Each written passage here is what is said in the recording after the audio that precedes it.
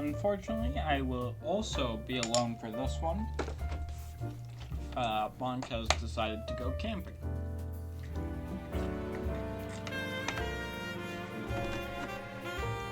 As such, and to take too long for anyone else.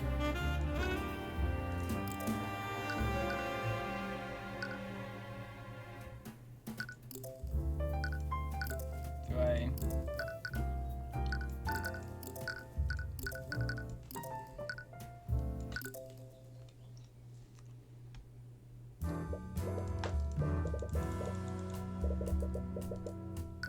Oh.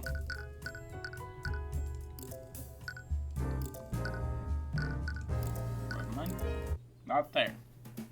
So it looks like I'll have to go a new case, case 2.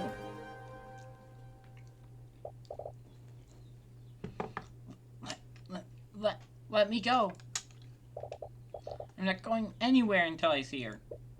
I'm sorry, Wallace, but she's already passed. There's nothing more they could have done.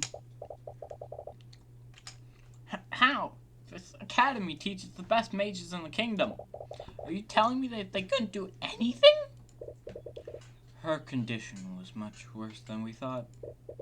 Kingdom's magic isn't advanced enough to treat something like this.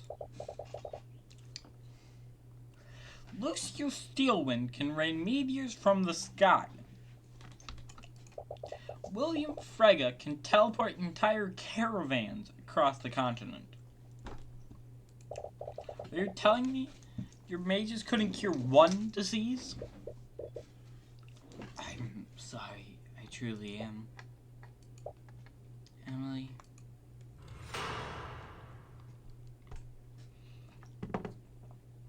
Interesting.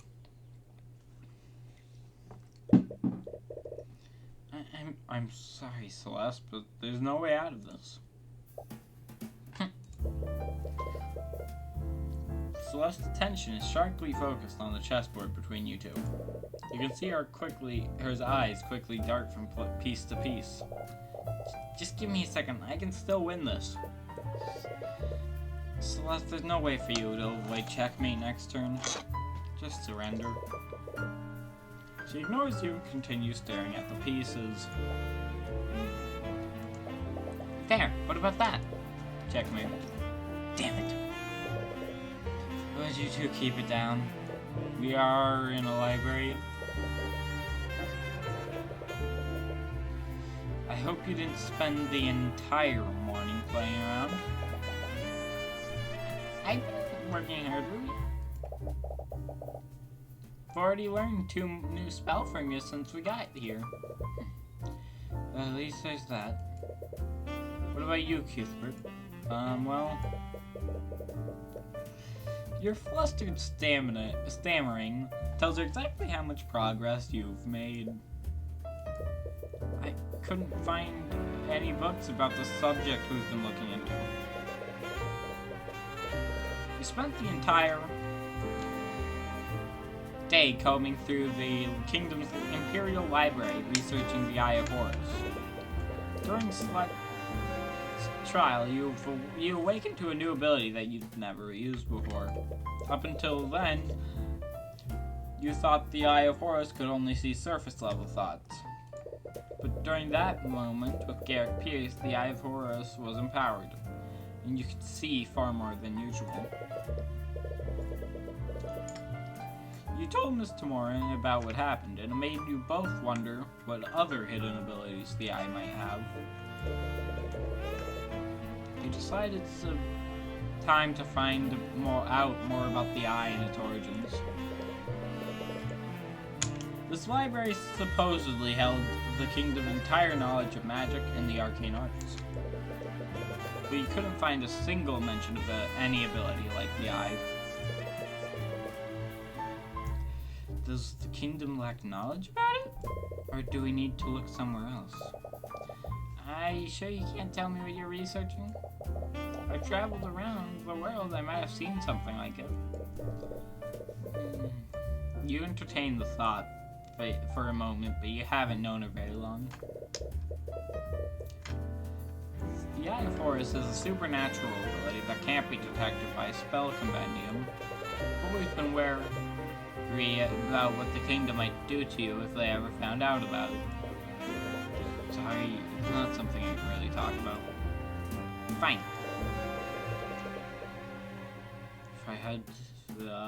If I had to guess, I would say they were looking into supernatural phenomena. Huh? You and Celeste nearly jump out of your chairs. You look over to where the voice came from. She appears to be a student at this academy. That was a part of the dream. Yeah, that was a part of the dream. How long was she there? You didn't notice her presence at all. You also feel that she looks oddly familiar. I'm terribly sorry if I started you. I couldn't help but overhear your conversation. As the girl approaches your table, you see another student frantically running after her. Eris, you can't just... I'm sorry. It's fine, Willis.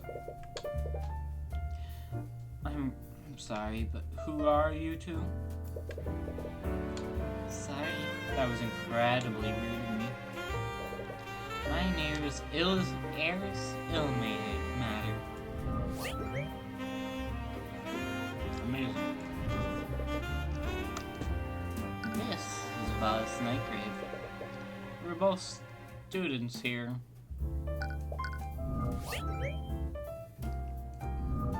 Not to be rude, but that was a private conversation. Just how much did you hear? Okay, let's look into their profiles. Necromancy, illusion. I wonder. Reading about the supernatural is actually a hobby of mine. Might be able to help you with your research, Mr. Cuthbert. And what makes you so sure that is what we were researching? Mr. Cuthbert has a bad habit muttering to himself when he thinks. I assumed that his research had something to do with the supernatural. Oh no. But anyways, do you mind if I ask you a few questions? What?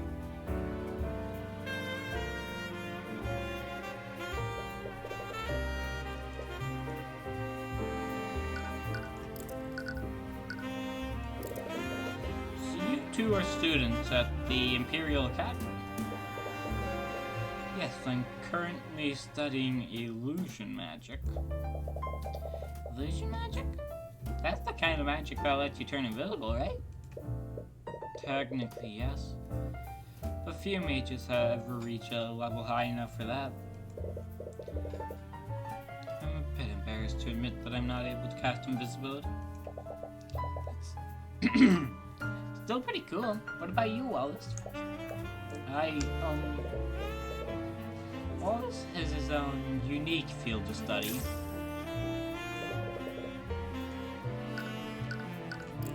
So... yeah, that makes sense. Don't imagine necromancy is very, highly regarded. Everyone is talking about you two. Really? It's rare for the school to let any outsiders in. That makes sense. This library isn't exactly open to the public. You were only able to get access to it because of Miss Tamara's connections. We only ever get occasional visits from the noble houses. So I was curious as to who was able to break this dull monotony. I'm a mercenary, but now I work as Tyron's bodyguard. Mercenary? Mercenary? After a trial, it turned out that Celeste was more than capable of affording your services. However, Miss Tamora still proposed a different arrangement. After indicting Garrick Pierce, you painted a large target on your back. Celeste, being a mercenary, Miss Tamora decided to hire her as your bodyguard. She figured you would feel more comfortable around someone who you were already friends with. Anyway, I'm a defense attorney. Defense attorney? Apologies, it's just not what I was expecting. But what's that supposed to mean? Supernatural phenomena. Wonder what you would be researching such a thing. Yeah, I want to know too. I'm sorry, but I can't really say. Regardless, there are many spells in this world. So why are you so convinced that this phenomenon wasn't produced by a spell? What we're looking into doesn't seem to follow the classic rules of magic. Oh, how so? Please tell me. It was created by someone who's not a mage. Oh, really? So you're saying this was something created by a person?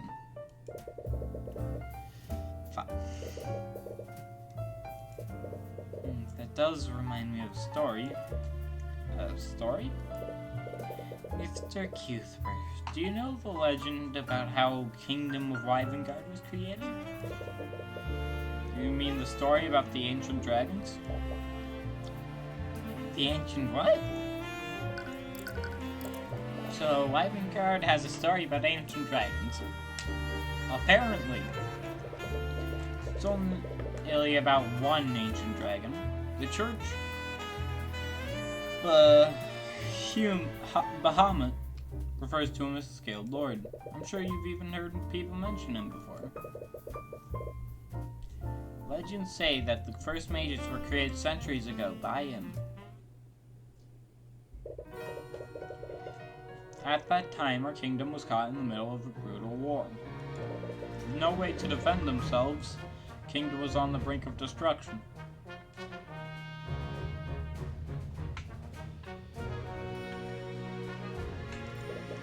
People prayed to Bahamut, the god of dragons, for salvation. And it is almost as if to answer their prayers, Rathalion, the last Scaled Lord, appeared before them.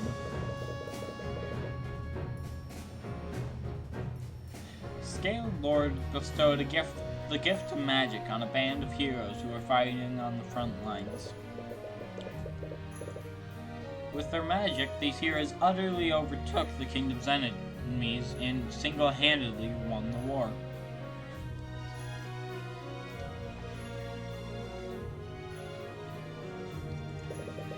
It is said that these heroes went on to form the noble houses of today. What a load of nonsense. That story is nothing but religious propaganda to prop up the noble houses.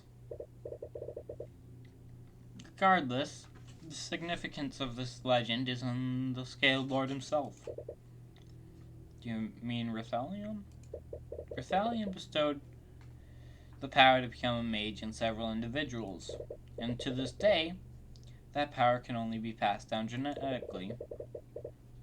Can you think of an arcane spell that can produce something like that? No, I suppose not. Rathalion must have had powers that weren't bound by the rules of the arcane arts. In other words, he could create supernatural phenomenon without following the rules of magic. Please, do you honestly expect us to believe a story like that? Completely unrealistic. As unrealistic as a non-mage using supernatural powers? She has a point. It's a far-fetched theory, But it's honestly the closest thing you have to a lead right now. Ah, of course it'd be you lot making all this noise.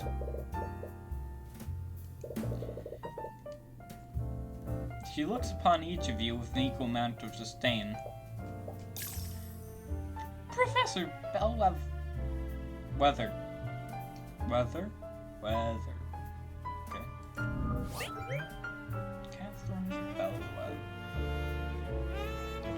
Professor. That is Professor Bellwether to you? Oh, right. Illusion. Didn't he just call you? I knew leading you ramble into our walls would lead nothing but trouble. You've even started dissociating with our malcontents. The headmaster gave us express permission to be here. If you have an issue with that, take it up with him. I'll have you know that I was on my way to do just that. Wallace. Yes? How am I supposed to understand you when you're stuttering? Yes, Professor Bellwether.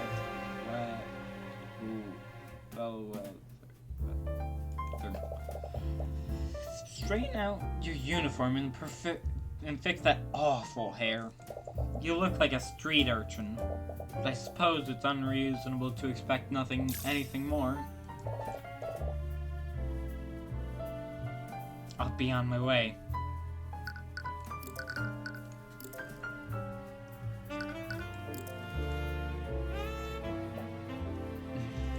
What a Celeste? Oh, come on, we're all thinking it. Anyways, with that out of the way, shall we begin? Why do you keep detecting fear from Celeste? Well, so you've finished this week's assignment, haven't you? Would you mind helping Celeste with her research? I don't know. Now that you mention it, I could really use some help finding a specific spell formula. You know your way around here, right, Wallace? Okay. Don't worry, just tomorrow.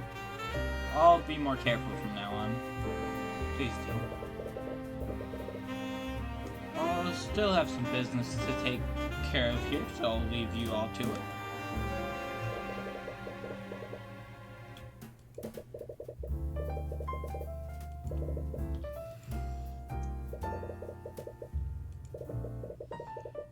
There's a lot of stories about ancient dragons, but it's pretty difficult to tell facts from fiction with these accounts. It can't be helped. The Church of Bahamut is the dominant religion of our kingdom. Only physical evidence left by the dragons are the bones displayed in museums. Except for Rathalion, possibly. I wonder if he's still alive, like you said. I wouldn't be surprised. Despite everything, our kingdom's constitution still includes him in our government. Wait, really? As a savior of our kingdom, he and his kin were given an honorary position on our political hierarchy. The ancient dragon's authority technically rivals that of King Oliver. Oh, I had no idea. How have I never heard of this before? To be honest, that law is just a way to revere him and appease the church. Well, Rathalion couldn't possibly be any worse than nobility. Just stuck in your own thought that you accidentally bumped into a bookshop. Bookshelf. Shelf begins to tip over and you're able to catch it before it fully falls over. Really? Those look heavy as hell. How are they falling over from someone bumping into them? but not before several books fall out from the shelves. They hit the ground with cost. They have thud. Some students glare in your direction. Be quiet! Sorry. Be quiet! Hey, screw you. Hey, are you okay? Head aloud. Whoa. What did you do? Forget that, just help me clean this up. Ah, there's no need for that. Construct, I require assistance. I acknowledge. What? Upon Eris's command, one of the nearby suits of armor suddenly springs to life and begins walking towards you. The voice coming out of it sounds human, but it lacks emotion. Why does it sound familiar? Did you do that, Eris? Yes. This is an arcane construct. The suit of armor that's animated using artificery. They're designed to carry out various tasks for the humans.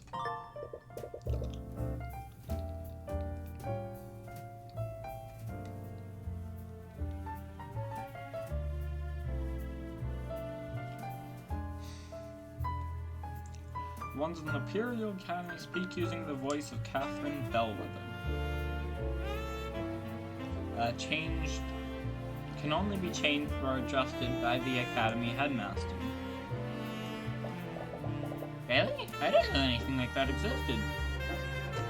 Yeah, well, you also exist exclusively in a town. They're still experimental, so they aren't available to the public yet. With that being said, Construct, please place these books back where they belong. Acknowledged. On Eris's command, the Construct quickly begins picking up the book. It moves with inhuman efficiency. After only a few seconds, all of the books are back on their shelves. Wow, so they do whatever you tell them to? Well, there are some limits too. Construct, tell me that I'm the fairest maiden you've ever seen. Command rejected. What? I guess they're not allowed to lie. You feel a sharp pain in your side as Celeste quickly jabs you. The Construct's voice is just a series of pre-recorded messages. I'm not sure if you noticed, but it uses the voice of Professor Bellwood. How do you say that? Bellweaver.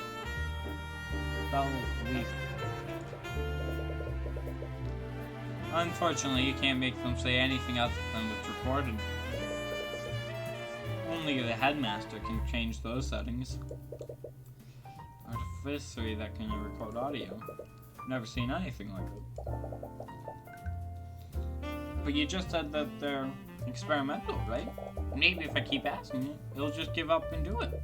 I would advise against that. Even if the commands are rejected, they're still stored in the Construct's command logs. Anyway, we should probably get back to work. Fine. Read more about the ancient dragons. Most of the stories are more like fables than actual historical accounts. I don't feel like I'm making any progress. Suddenly, you hear a thunderous, low-pitched sound blare across the room. I don't know if you call that low-pitched. It sounds like a high... Wait, what? It sounds like a high-pitched horn. The low-pitched sound sounds like a high-pitched horn, but with its volume turned up to unnatural levels. What? Celeste, do you hear that? How can I not? What is that? You didn't touch anything you weren't supposed to, right? What? Of course not. Finally stopped. Eris? Wasn't that the lockdown system? Yes, I believe so. Lockdown system? The Academy is outfitted with a large artificary system. It's in a state of emergency. It will erect magical barriers throughout the building. State of emergency? Should we be worried? Don't worry. The lockdown system is designed to keep everyone safe. We're safe as long as the barriers are up. But Miss Tamara, she said she was going to do something on campus. I'm terribly sorry. It's the headmaster. He's using the intercom system. Students and faculty, please remain calm. There's been a murder. God damn it. I knew it was coming. I was like checking the battery level. But there's been a murder on the academy grounds. What? Please stay where you are and wait for law enforcement to arrive. Damn it, we have to get out of here. I'm afraid that's not possible. Lockdown system protects and locks each room. Can't leave this room until it's deactivated. Well, we won't know until we try. Yeah. Tyrion, you're fucking idiot. Tyrion, stop. Miss Tamara. Please stop looking at me like that. Don't know where the attacker is, or if they're still armed. Best thing we can do right now is stay here and wait. She's right. Damn it.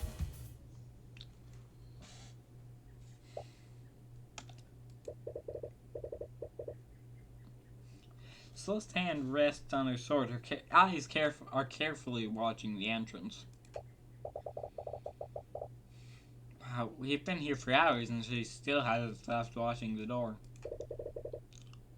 She was able to calm you down earlier. It's easy to forget sometimes, but she's always reliable when it really counts. What? Students and faculty, thank you for your patience. Law enforcement has secured the building. Lockdown has been lifting. However, please remain in the building until... Tyrion! Hey, don't go off on your own. You desperately run through the academy hallways. No. It's tomorrow? It's tomorrow, where are you? I have no idea where you're even going anymore. You can feel your fear and anxiety rise with each passing moment. Where is she? Cuthbert. What's wrong? Why are you shouting? It's tomorrow. Calm down, you're hyperventilating. I heard there's murder and I've been looking all over for you. You're worried about me? You hug Miss Tamara tightly as you're overcome with emotion. She's usually not receptive to affection, but you don't care. You're just relieved that she's safe. Tyrion, there you are. And you're crying. Sorry, I didn't mean to worry you so much.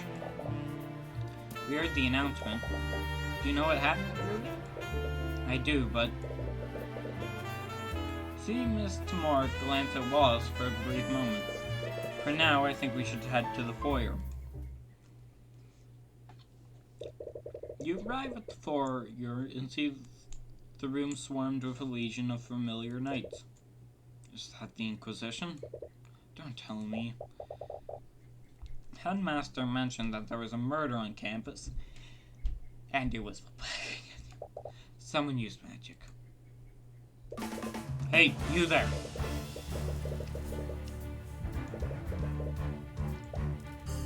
Ah, goddammit. Are you Wallace Nightgrave?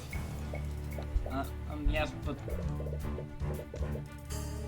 By the authority of the Wyvern Guard Crown, I'm placing... God!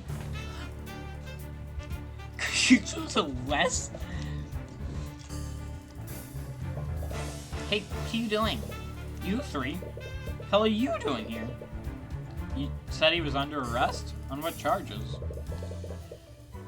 Oh, Jesus Christ. Kid is charged with the murder of... she was gone for 5 minutes. What? Like hell you're arresting him. He was with us in the library for the entire morning. There's no way he could have murdered him. Move aside, Celeste. But, Miss Tamara's right. Wallace is a suspect. We can't stop the Inquisition from arresting him. No. Don't worry, Wallace. We'll get to the bottom of what happened. Without a word, Wallace allows the Inquisition to drag him away. My apologies. I'm going to go and check on him. This is terrible. I still don't understand. Why would they suspect Wallace of all people? You know, one of the easiest to disprove.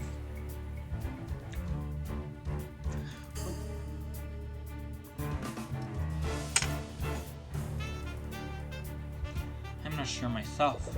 Unlike most magical homicides, this school is filled with plenty of mages. Has to be a long list of suspects, and they really shouldn't pick the one that had 3 eyewitnesses knowing where he was. Isn't there anything we can do? I'm going to go investigate what happened. Cuthbert. Yes? He hasn't accepted you as his attorney yet. Don't even know if he'll be working on this case. But I know that he's innocent. Can't sit here and do nothing. Well, I clearly can't stop you. Please remember that being an attorney is your job, it's not charity work. I'm sure I'll get paid somehow. Actually, no, maybe not.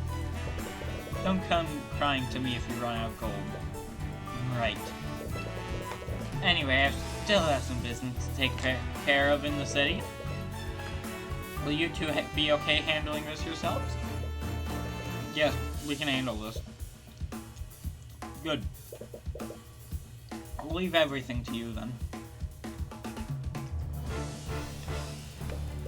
Alright, let's go, Celeste. Right.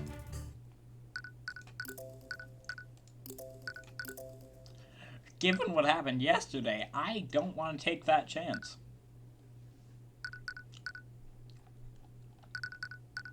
Realistically,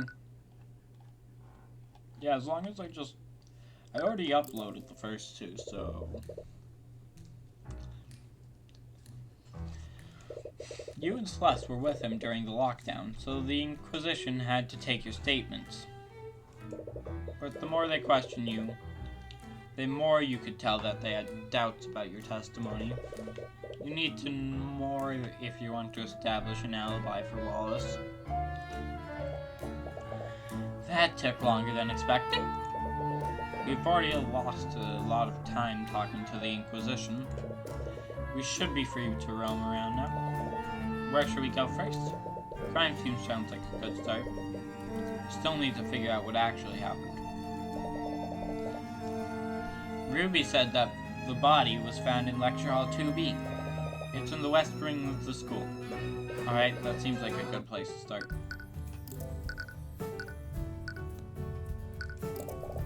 Where should we go next? First thing we need to do is find an yep.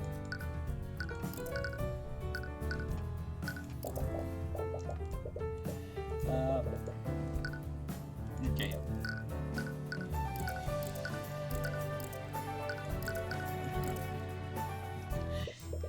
Hey, stop right there.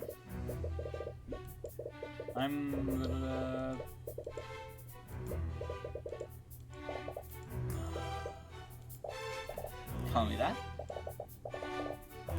Prosecutor stolen. Yeah, prosecutor stolen. What's that smell?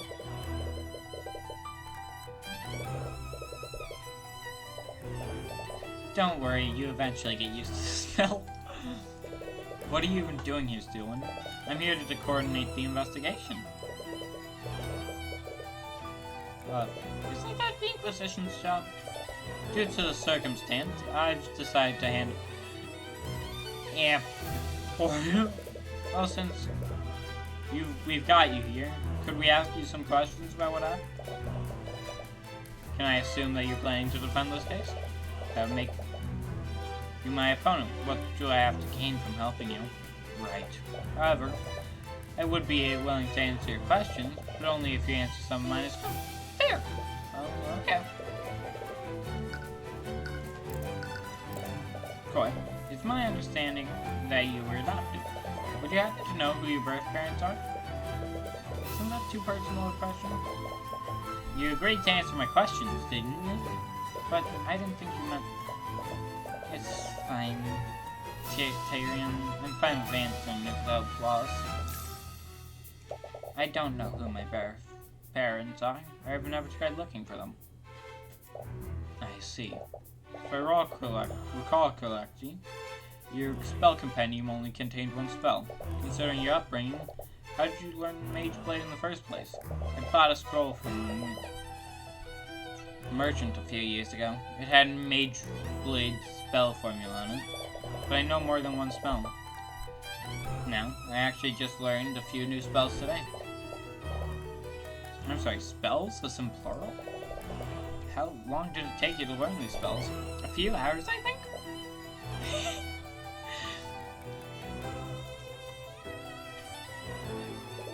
What was that just now? I see. Well, I think that's all I need to ask for now. Hey, what spell? Do we have access? No, we don't. Okay. Okay. I can't take it anymore. The smell is driving me crazy. What is that? From what I understand, there was a bit of an accident 2 days ago. It happened during one of the classes that the headmaster was teaching. He misread the instructions for an alchemy experiment. As a result, he accidentally produced this rancid smelling vapor. Vapor? It's not poisonous, is it? Of course not. I wouldn't be standing here if it were. Just extremely unpleasant to the senses.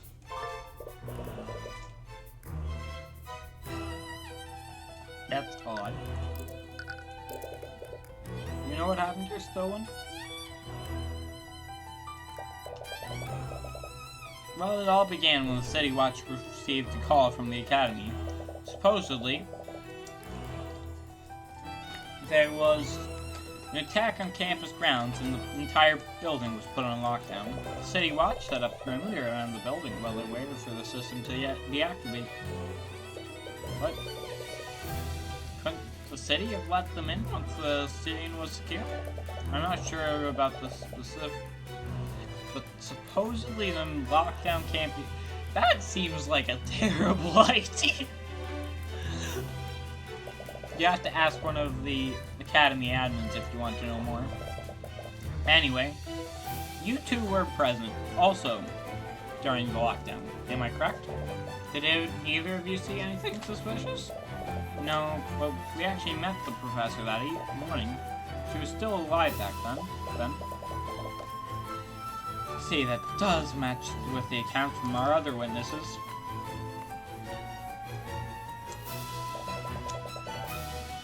Do you have any idea where she went after she left the library?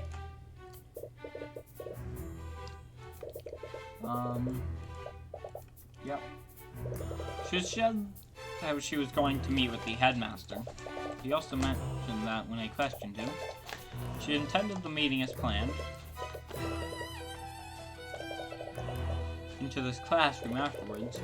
Would you happen to have a map of the academy? I do. I have up to 2 copies if you'd like one. What is it? There's only one direct path from the headmaster's office to this lecture hall. but I wonder if she took any detours. Okay, let's take a look at it.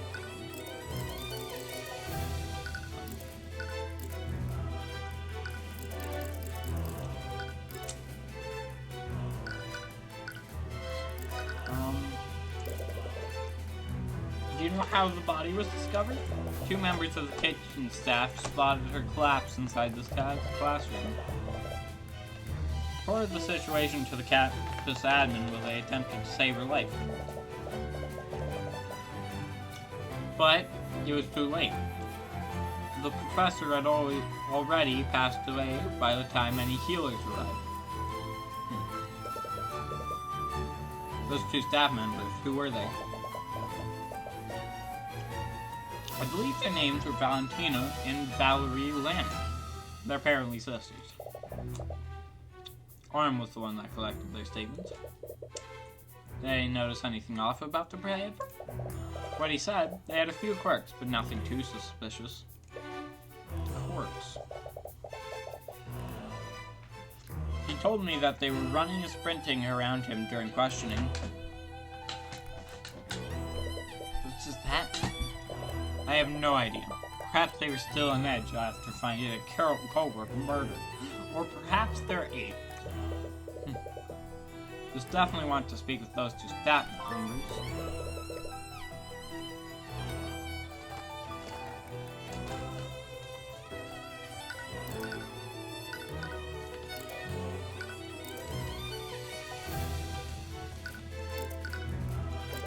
They've already told the Inquisition about this, but Wallace was with us the entire time. He couldn't have committed the murder. Yeah, he has a perfect alibi. Strong maybe, but his alibi is far from perfect. Miss McCoy told herself that there was a small time period when she wasn't with him. What? Right, it was when I came to check on you after you knocked over that shelf. Got a little lost back on my way back to the lodge. But still, we only lost for a few minutes. Maybe, but unless his alibi is airtight, the evidence in this room proves it was him. What do you mean? It'll be easier to explain once you examine it yourself. Okay, back. Oh, Tyrion, I almost forgot. Since this is our first official case together, I wanted to show something that I learned. Okay, what is it? Arcane. Voice lines? What was that? Detect magic spell. Detect magic. What was... Wait, does that mean... Yep, we can see magical traces when we're examining crime scenes now.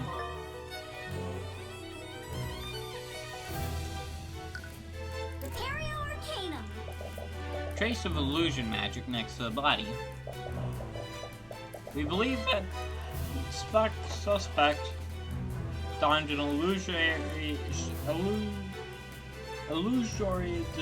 disguise immediately after murdering the victim.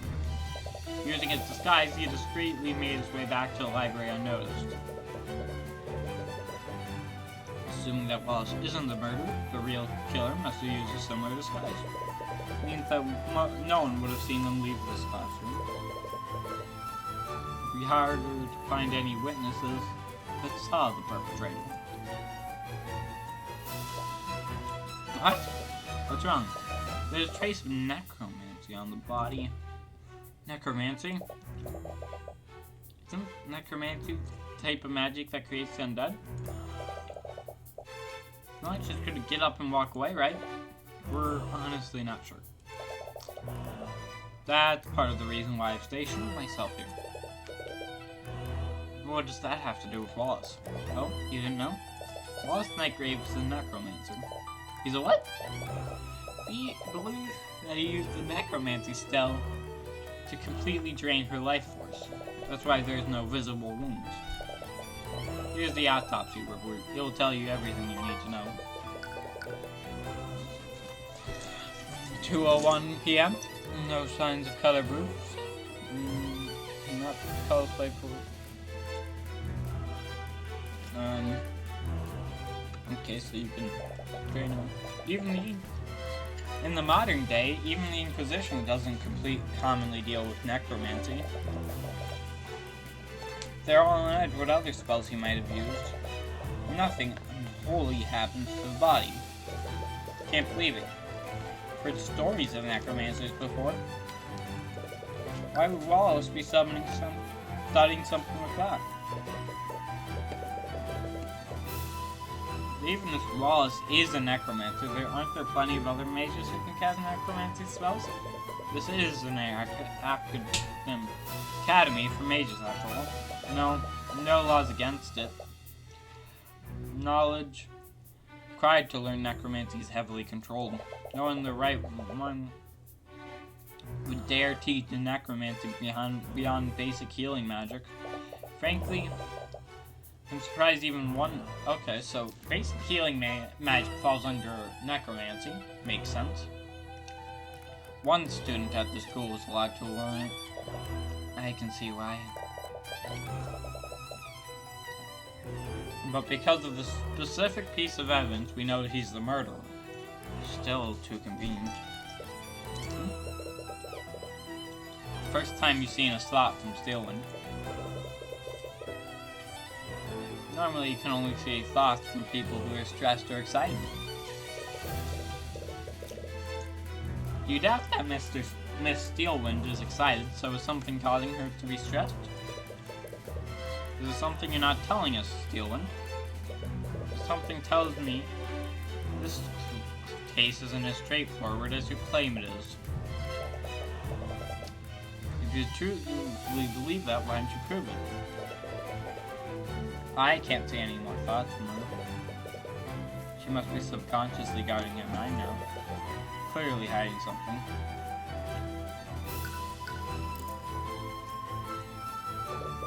Painting of some sort of musician. Some text written below it. Dr. Nicolas Rousseau, inventor of the Arcane engine. His work revolutionized trade and travel across the seas. He was well known for not discriminating between common folk and nobility, judging his assistants purely based on their merit.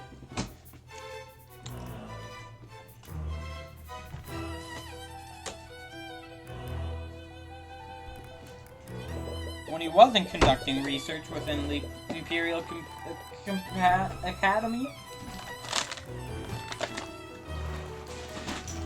he was known to compose symphonies for the king in his free time. Looks like he was a man of many talents. Oh, they have books here too. They appear to be textbooks about alchemy. Lame. Alchemy is objective. This must be where the students sit during lectures. Can't imagine sitting in one place all day. You never attended a school before? No. We never had proper school in Thornhaven. I mainly got my education from books that my parents bought from traveling merchants. What about you? I used to attend a public school in my hometown, but after Miss Tamora adopted me, she handled my education personally.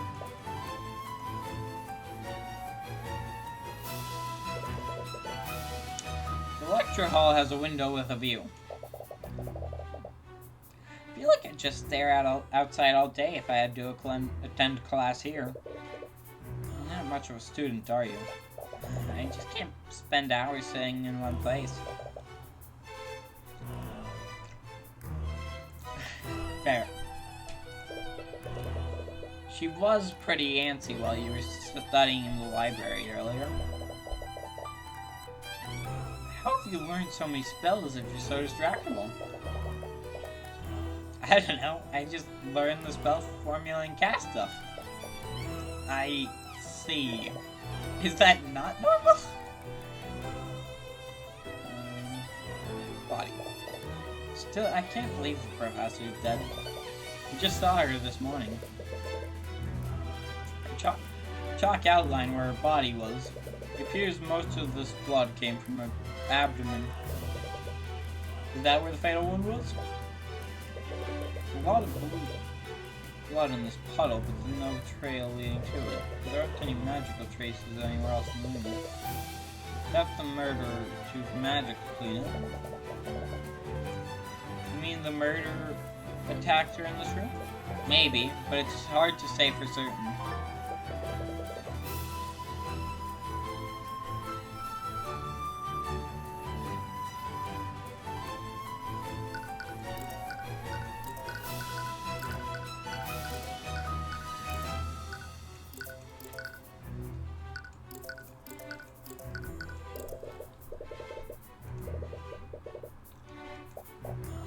Unfortunately, I did. Constantly clashed with her over treatment of the students. One of my biggest regrets is failing to remove her from her position before I graduated. It sounds like many people didn't get along with the professor. I would say more, but it doesn't feel right to speak ill of the dead.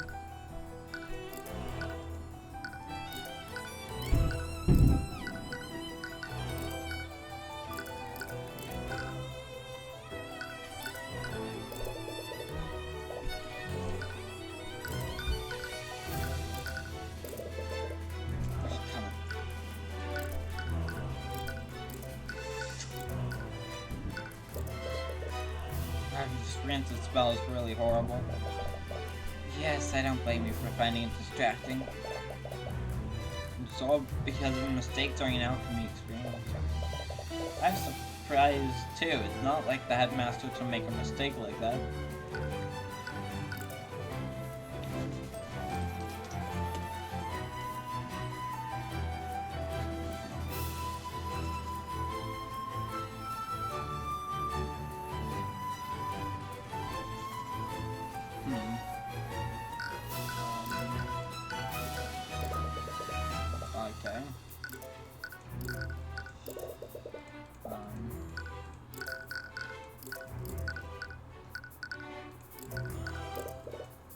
I was surprised to see you conducting the investigation, Stickland.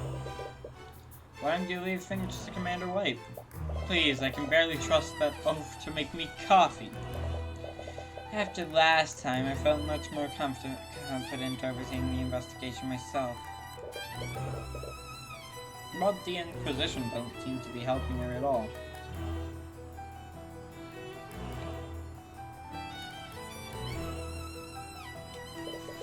After all they're doing is standing guard while she does all the work.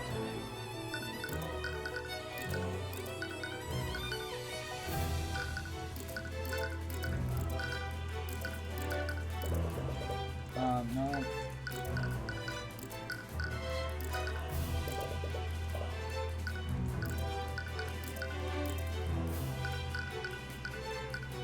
Okay, let's ask her.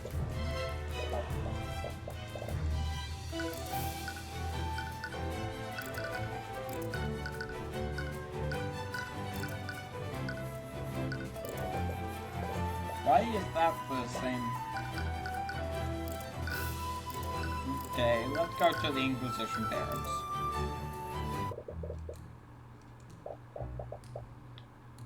Okay.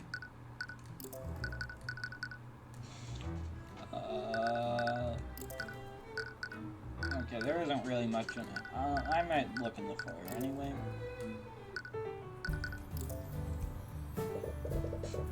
It's a painting of a man with some sort of creature on his arm. There's some text under it. Dr.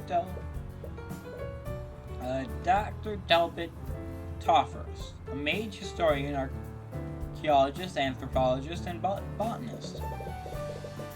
Best known for his work in studying the history of the ancient dragons.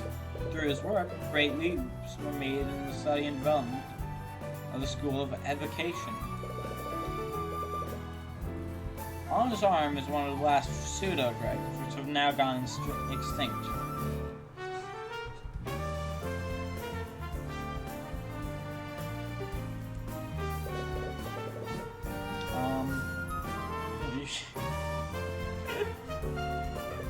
text under it. Dr. Paul Borrell, also known as the Archaeologist of the North. I wonder if some of these were made by backers. That makes sense. Spent many years studying and exploring the mountainous regions of Shardalum. And through his investigation, he came up with one of the many layers of the Scaled Lord.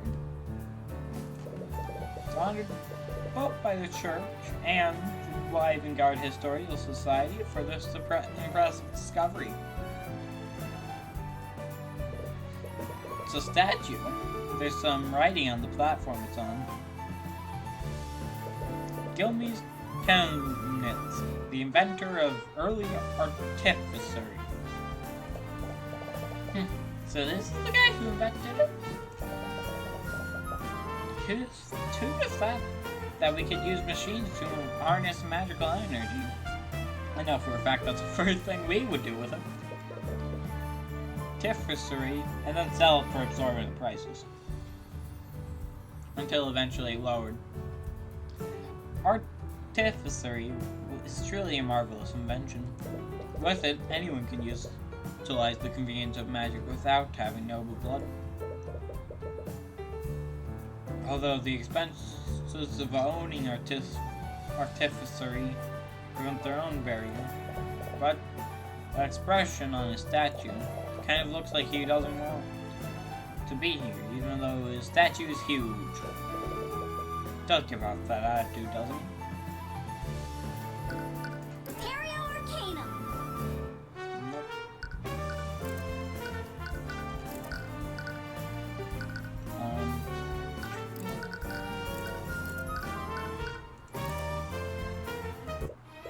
Oh, is anyone here? Looks like no one's here right now. Maybe we should check somewhere else.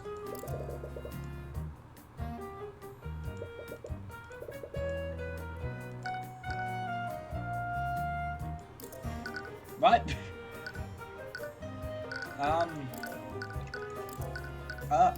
Okay then. Fold the map that Thielen gave you. Arrive at the headmaster's office. Hello there? I wasn't expecting guests today. Sorry for coming unannounced. You must be... my name is Theodore Redmond. I'm the headmaster of the Livengard Imperial Academy.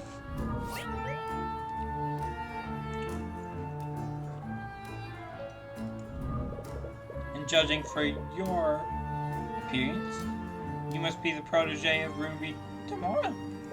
To what do I owe the pleasure? They must be here to investigate the murder. Wait, yes? I thought you went to see Wallace. Unfortunately, the Inquisition is questioning him right now. Don't allowing visitors. I must be so scared right now. I hope he's okay. Wait, she had the same experience, not... But? No. If there's anything I can do, please let me know. This is terrible. To think that one of my prized students would be accused of murder. I heard your voice on the intercom when the lockdown happened. Are you the one that who triggered it? Yes, I activated it when I received a call from one of the staff. It reported that Professor Bellwether had been attacked. How does the lockdown system work? It's an artificery network that covers... I should really get good at pronouncing that because that is coming up a lot. That covers the entire academy. In the event of emergency, I can activate it using this stone.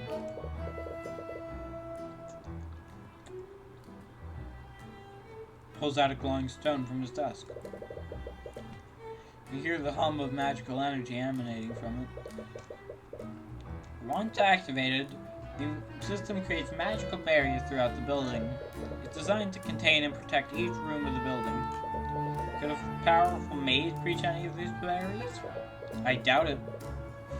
Barriers can restrain a great amount of force. even block mages from teleporting through them. And once activated, even I can't turn it off for now. That is a terrible security. In real life, that would be a violation of many safety protocols, like fire escapes.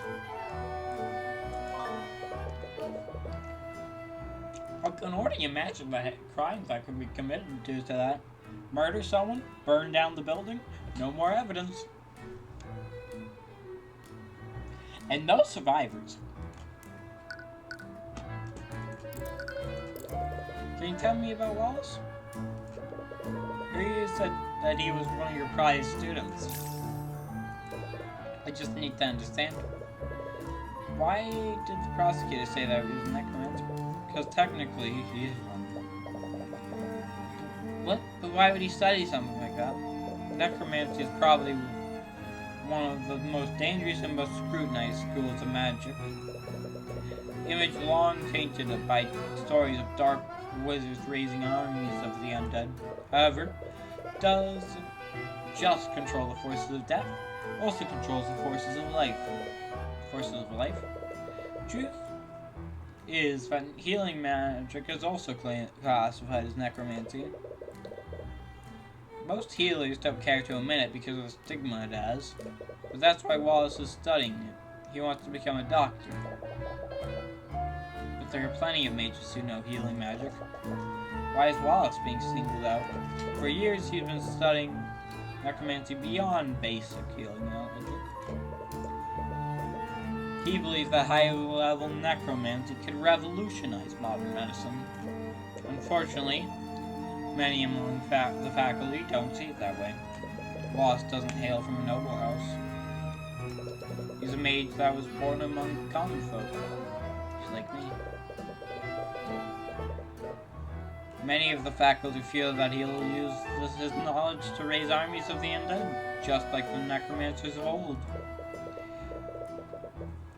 The Imperial Academy isn't even permitted to teach it to students beyond basic healing magic. Then why did you allow him to study it? After everything that happened to him, I mean an exception. Everything that happened to him? I'm not at liberty to say more. You'll have to ask him if you wish to know more. Fire. There's a fireplace with some burning wood. It looks pretty cozy. Amazing. Painting of someone. He looks like some sort of professor. That's Professor Lucas Gilbert. He was an instructor here many decades ago. He was well beloved by the students here, and he was quite the accomplished scholar.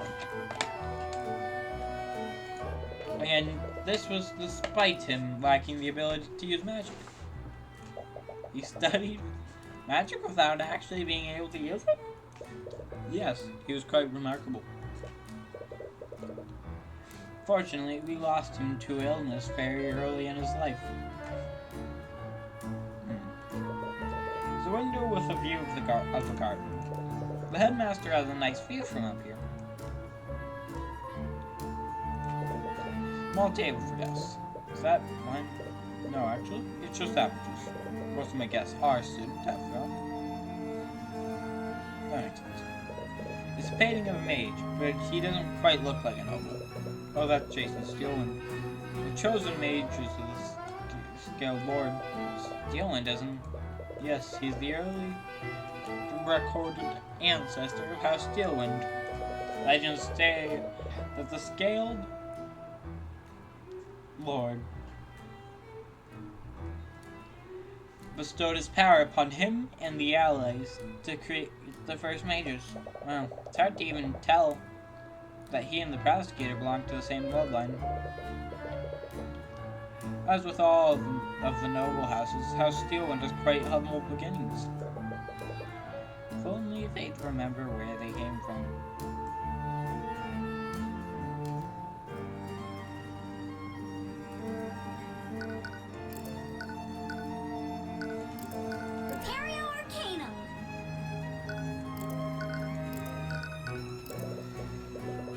If you plan on in defending Wallace, you'll need a spell compendium, am I correct? Yes, having a client's compendium is instrumental to equipping them. You may find that a bit difficult. You see, after a certain incident, he destroyed his compendium. But why would he do that? Doesn't he need that to use magic? A spell compendium is a device that mages use to keep track of what spells they can cast. It's really convenient for remembering the formulas and incantations of your spells, but it's not actually required to use magic.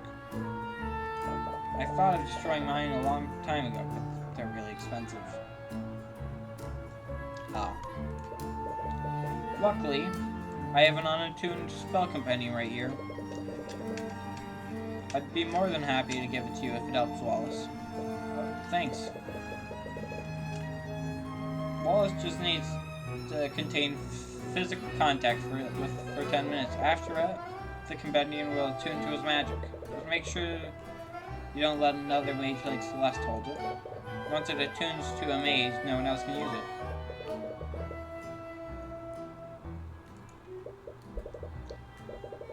Wait, then how to... Wonderful. I just hope you can persuade Wallace to attune to it. What can you tell me about Catherine Bellwether?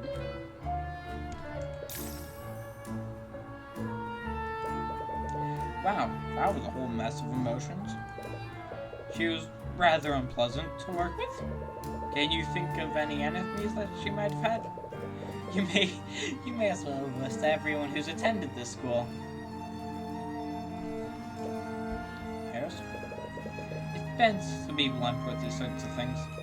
As you saw yesterday, you had a pretty abrasive attitude towards the students. Many people in this school did not care for her. Maybe she wasn't the nicest person.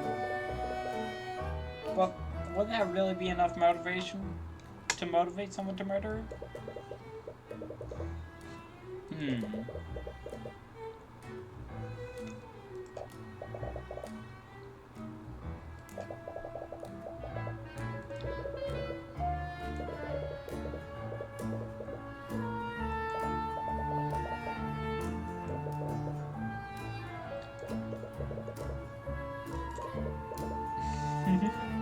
Oh, sorry. Some of them even left the academy of their own volition. They couldn't handle her constant verbal abuse.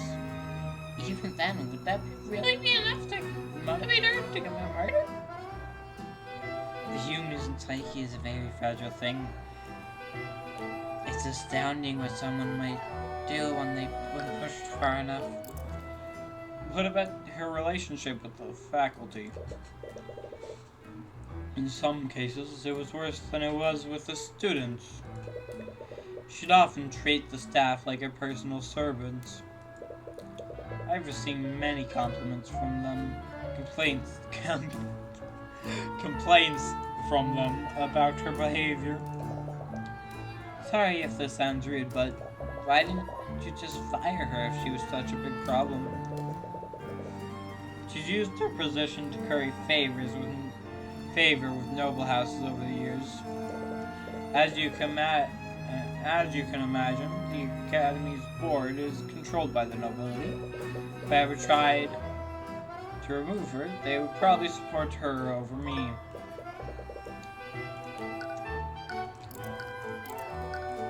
Meeting. I heard that you had a meeting scheduled with Professor Bellwether this morning. What time was this, and when did the meeting end? The meeting was scheduled for noon. She arrived in time, and our meeting lasted until 1 p.m. Did anything else seem off about her to you? No, she seemed to be her usual self. You detect a trace of fear or the nervousness. If you don't mind me asking, what was the purpose of your meeting? We met to discuss routine administrative matters. Despite our personal disagreements, we knew to stay civil when discussing professional affairs.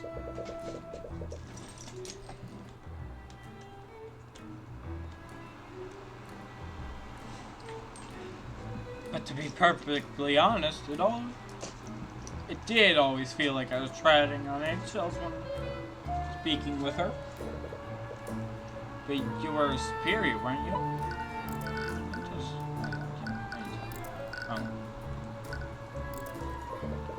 Didn't she respect your authority?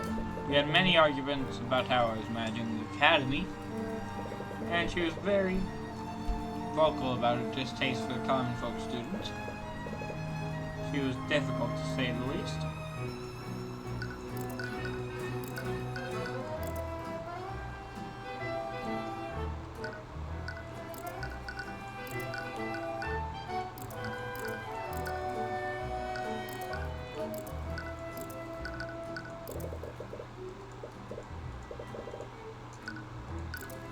Right.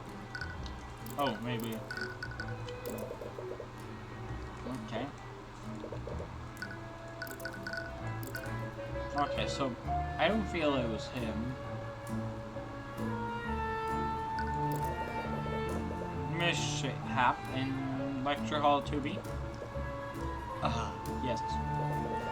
I was filling in for the Academy's alchemy instructor when I had accidentally misread the instructions she left in. I am quite embarrassed to admit that my old age is catching up with me.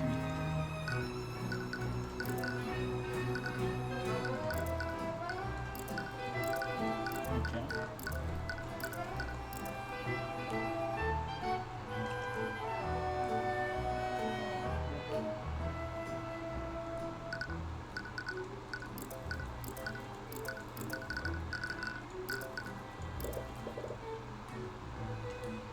Did you know Harris was one of our top students in the study of illusion magic? Thank you, Headmaster. I appreciate your praise. Why do you study illusion magic, Harris? No particular reason. It just happened to have an affinity. It's also quite enjoyable to use my magic to deceive people.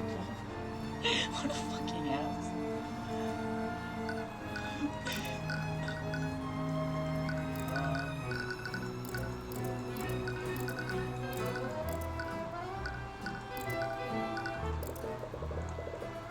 Miss Tamora mentioned that you gave us permission to use the library. I can't thank you enough for that. We learned a lot. Of course, I'm always willing to aid the younger generation in pursuit of knowledge. How do you know Miss Tamora, anyways? Oh. Did she defend from a court case? His reaction must have been a hard time in his life. It'd be best bet not to pry further.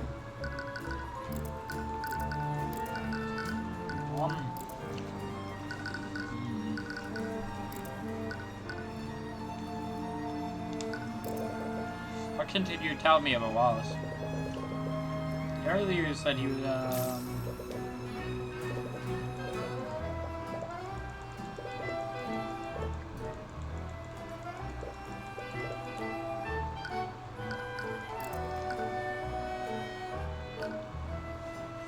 okay.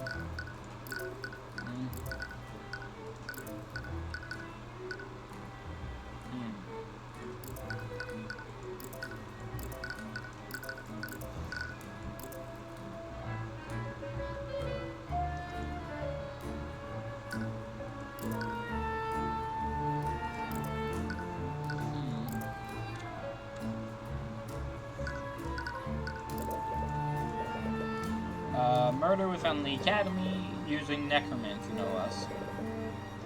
Yes, it's a lot to take in.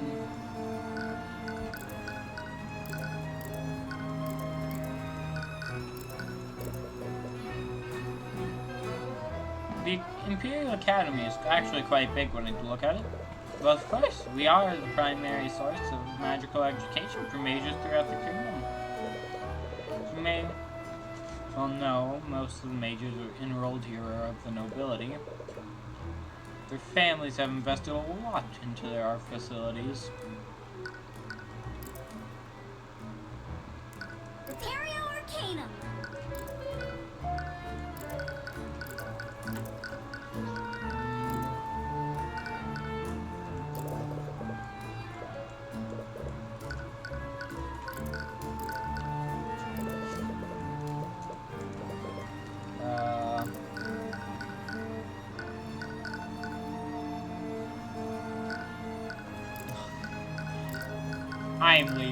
required to.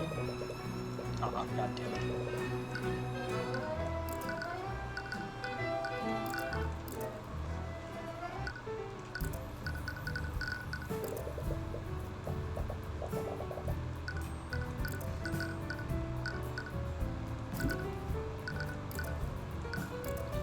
Okay, so maybe if we go to the Inquisition battles.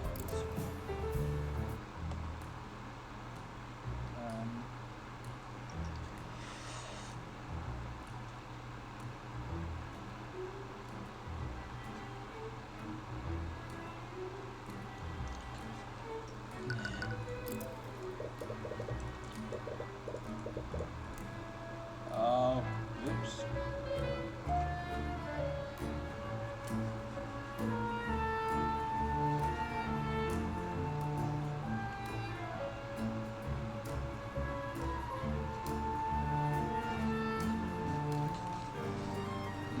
Area Arcana.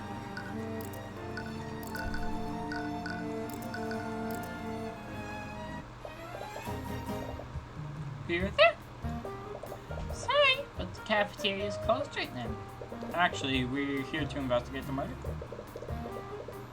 We hear that 2 members of the kitchen staff discovered the body. Oh, that'd be me. I'm Valentina Lanus.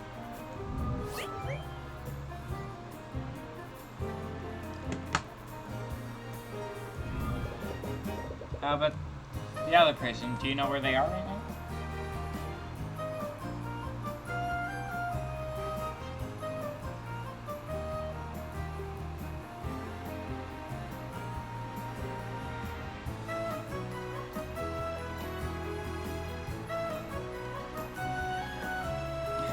Oh, that'd be my sister Valerie. But I think she's somewhere else on campus right now. If you're with her tonight, we have already told them everything we know. Actually, we're investing separately from them. I just wanted to ask you some questions about what you saw. Sorry.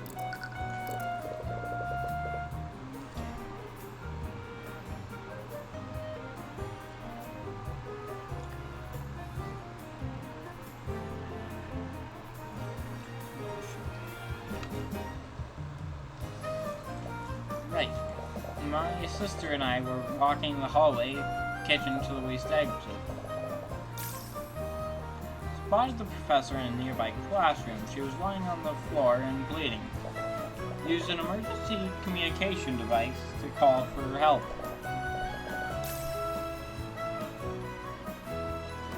While I was doing that, my sister tried to wake her up. That would imply Valerie thought she could be resuscitated. To know if the professor was still alive or not. We're not sure, but she wasn't responding at all. She wasn't breathing and she didn't have a pulse.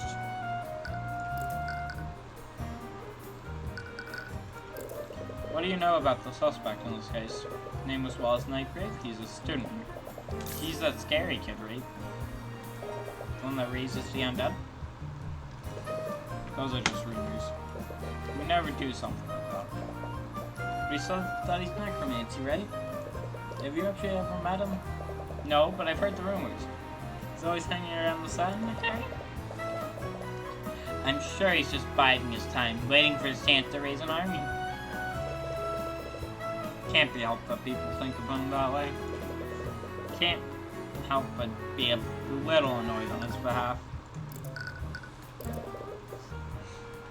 What can you tell me about Catherine Bellwether? Yet another set of complicating emotions. Pure negative. Well, I guess there's no point in hiding it anymore. She was a horrible person. She was really terrible to all of us. Amazing. By all of us, do you mean the academy staff? Yeah, she always treated us like her personal servants.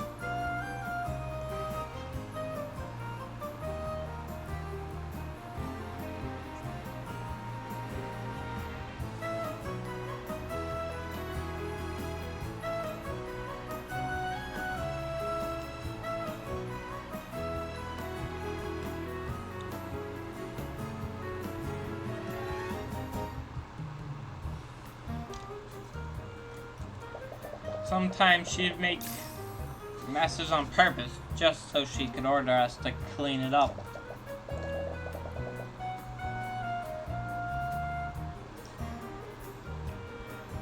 And this probably sounds terrible, but I'm sure a lot of people are glad she's gone. Interesting. Now, why would she be worried about that? Do you ever feel like your job was at risk because of all that? Yes, actually. She was planning to fire all the staff.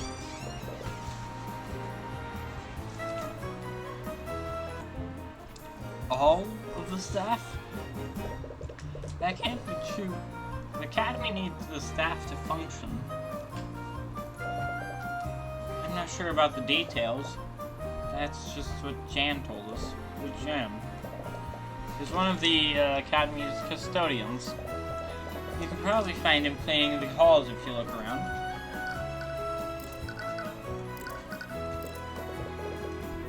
So whilst this room is close to the crime scene, did you cast Detect Magic and scan for magical traces?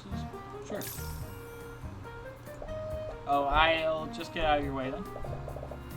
Wow, she just bolted out of the room. Who's that about? Arcane.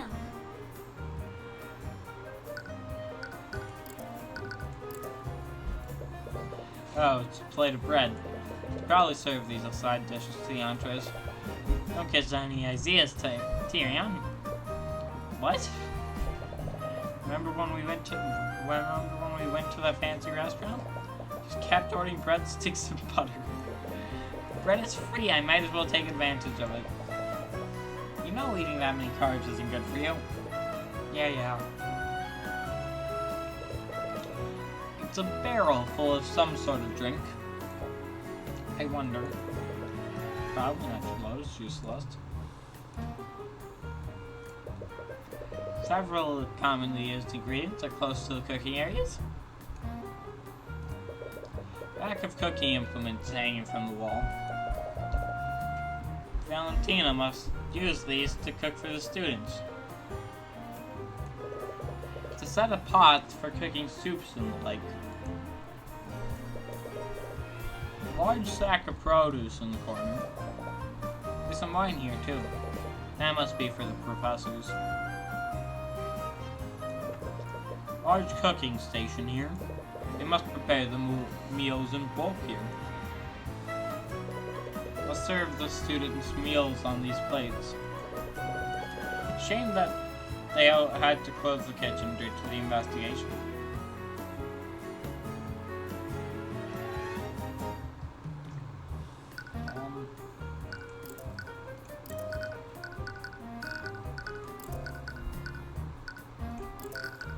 Let's see if there's anything in the barracks. Nope. Hallway.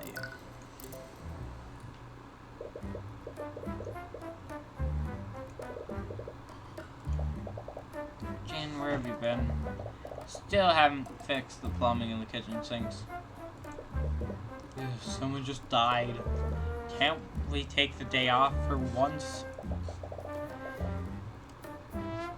You're causing trouble for me and Valentina. Please be responsible. Oh. Oh, my apologies. I can see why you're confused. Not Valentina. I'm her sister, Valerie.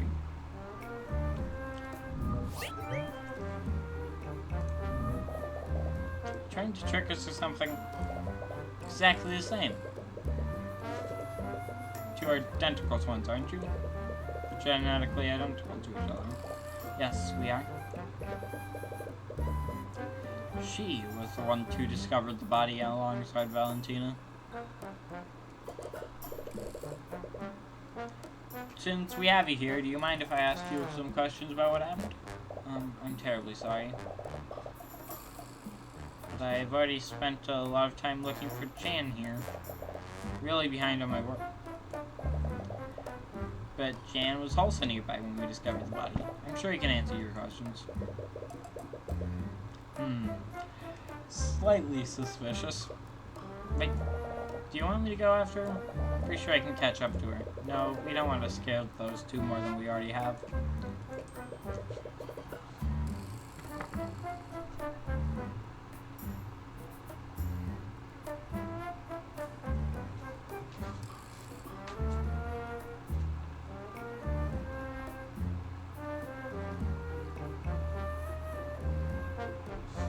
Anyway, maybe he saw something. Dan, was it? Do you mind if we ask you some questions about what happened? Really? Oh, whatever. At least I have an excuse to take a break now.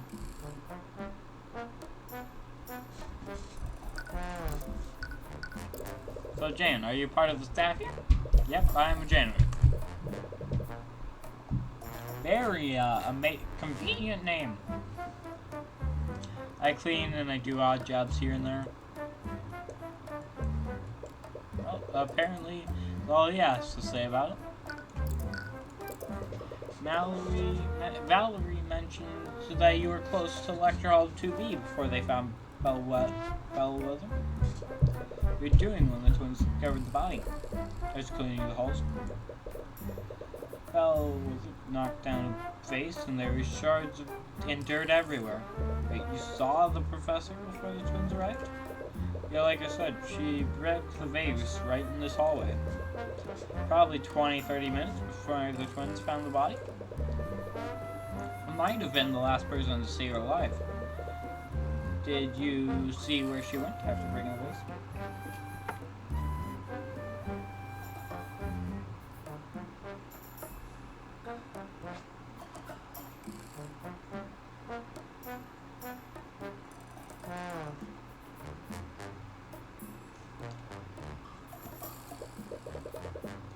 I think she went into that room over there. Did you see anyone else enter the lecture hall? I'm honestly not sure. I'm more worried about cleaning the mess she made.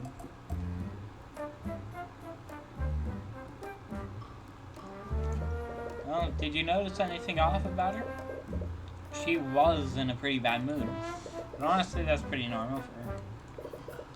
Walking real slow. Didn't notice her at first, and she basically shoved me out of her way. After that, she knocked over the vase. I didn't even say anything after that, but she still yelled at me to be quiet. Did you see where she went after that? Not really. The only thing in that direction is the lecture hall 2B.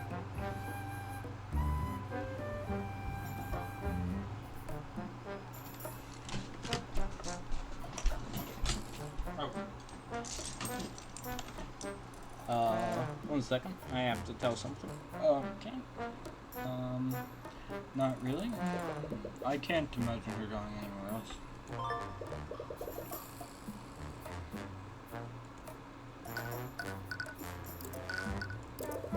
Tell me about Catherine Bellwether. Sure heard she had a pretty bad relationship with staff. She had a bad relationship with just about everyone. Students, the other teachers, I can't think of many people who actually did get along with her. I'm sure you had your own share of bad experiences with her. Yeah. She'd always yell at me when I was taking too long to get a job done. I hate to say it, but things are a lot more peaceful around here without her. That's blunt, to say the least. But you can't exactly blame him for thinking that. Valentina mentioned something interesting. Did you tell her that Bellwether was going to fire the academy staff? Yeah, I remember that. Did you think that she was going to do something like that? You know those arcane constructs in the library? Bellwether was the one that ordered them. Oh yeah, so cool. Well, a few weeks ago, I overheard a meeting she was having with the headmaster. They heard she was planning to order more constructs and entirely replace the staff. Oh. I'm sure the headmaster rejected her proposal. I don't know. From the way she was talking, it sounded like he didn't have a say in the matter. But only the headmaster would have the authority to fire staff. Why would she be that confident? Don't know. All I know is she hated having common folk in the schools, even among the staff. She was really miffed that he was hiring common folk from the community center.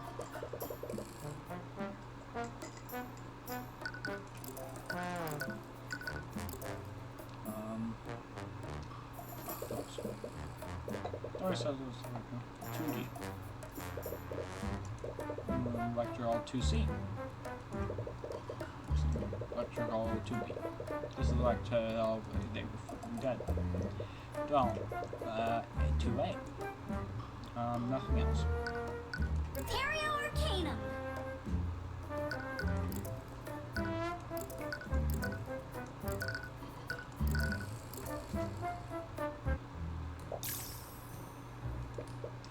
Lost? Who are you? What do you want? Lost. Sir Leston Tyrion.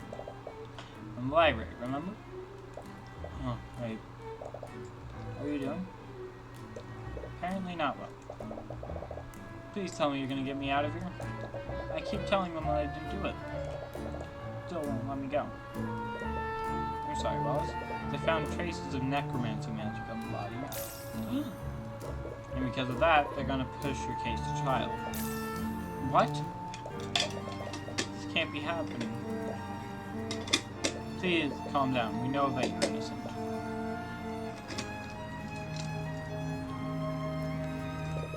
That said, would you let me represent you in court? Alright. You said that you were a lawyer. But I don't really have any money to pay with you. Don't worry that. So, let's just focus on getting you acquitted. What? Well, I guess it doesn't matter anyways. Not like I have anything else to lose.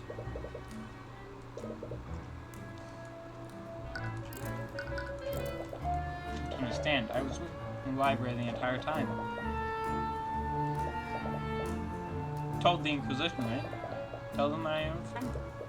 We did. But as we said before, there's traces of necromancy in the body. And with the state of the body, they believe she was murdered with a necromantic spell. Apparently, it makes you their prime suspect. I see. Lost, we heard about the type of magic that you're studying. Don't worry. The headmaster explained it to us already. Just want to use necromancy to become a doctor, right? I understand you have reservations about talking about your magic. In order to build a case for you, I need your spell companion. I don't have to. I know. Eris already told us about that. That's why she gave you a brain clone for you to attune to. Do I have to? It's your life on the line. And we need all the information we can get to help you. Sorry, you're right. I'll attune to it.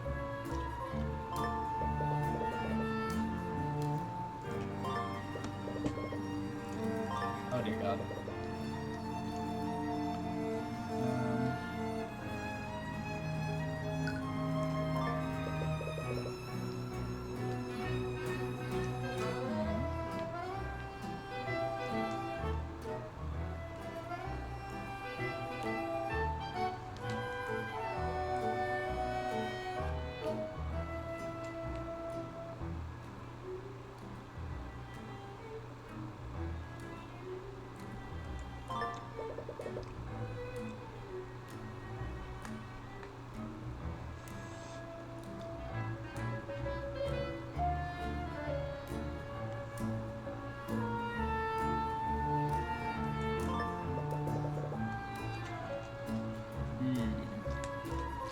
Animate corpse.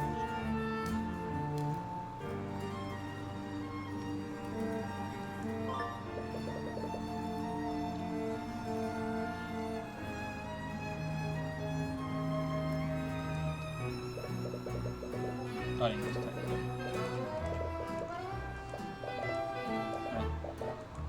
Show my engine. That's what she thought. So, at least you had arrows.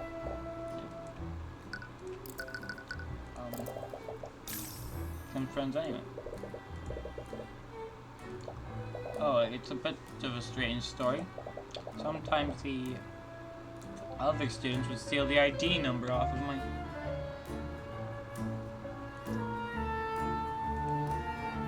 locker.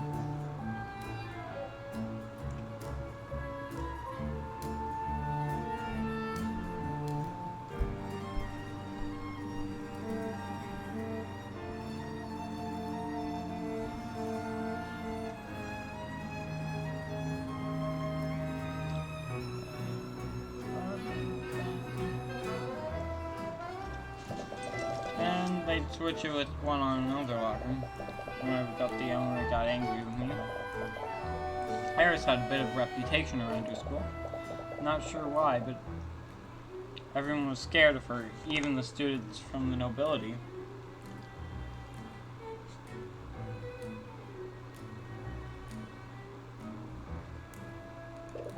Probably due to some baseless rumor. One day, someone switched my nameplate with hers. So scared. When she approached me, I couldn't even say anything.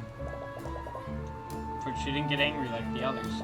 Just apologized and gave me back my nameplate. After that, she randomly started talking to me whenever she saw me. We became friends after that.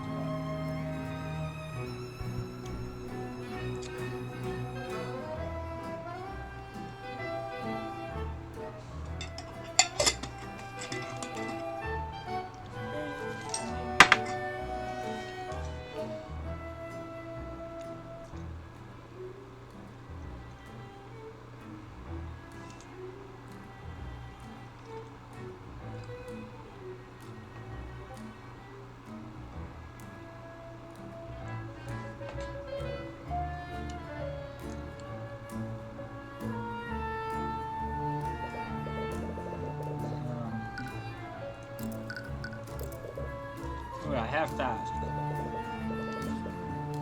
Caused you so much trouble. Why are you still studying necromancy? I want to use it to become a doctor. That master told the same thing. We could have stopped after learning the healing spells. Why are learning spells that can steal people's life force and raising the undead? Life and death are two sides of the same coin. That's the key principle behind necromancy. The first undead was actually a failed attempt to resurrect a human using magic.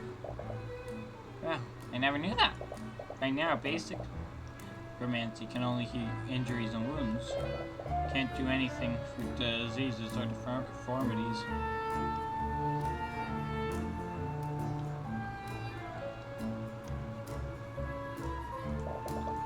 If I could just keep studying, I know I can create a new type of necromancy. One that can cure diseases and save lives. I specifically want to cure diseases. Did something happen to him to motivate him that much? I think I can already guess the answer to this question. How was your relationship with Catherine Bellbeard? Exactly what you'd expect. Worked out about what I was studying? Well, Bell Cheater would always target me. She'd start yelling at me for the smallest mistakes. She'd do that to have some of the other students too. And she'd focus on the ones that were poor like me. That's terrible. I'd wake up each day dreading the possibility that she'd notice me in the hallways. I knew how to avoid her and stay out of her way. Sometimes she'd just come looking for me. I can't believe that after everything she's done, she's just gone. I must have mixed emotions about what happened. I honestly don't know how I feel about it. to be honest. I just wish she would just disappear. But now it's finally happened. I just feel even more afraid. Even with Belle gone, his trauma will still probably linger.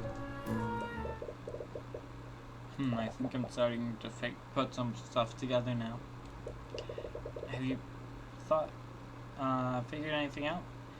Yeah, I just need to take some time to think everything through. The prosecution wants to implicate Wallace despite his alibi.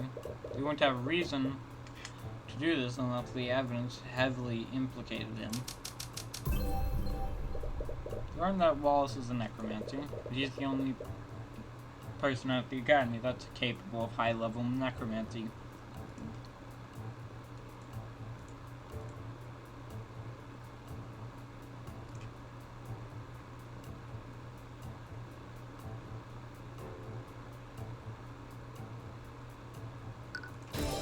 The trace of necromancy on the body. That means that they think that Wallace used one of his necromancy spells. Even without seeing traces, pretty obvious that magic was used on the body, right? Because there weren't any wounds on it. And the autopsy report found no signs of poison, or disease. The prosecution will probably argue that Wallace used one of his spells to kill Belle. He's gonna use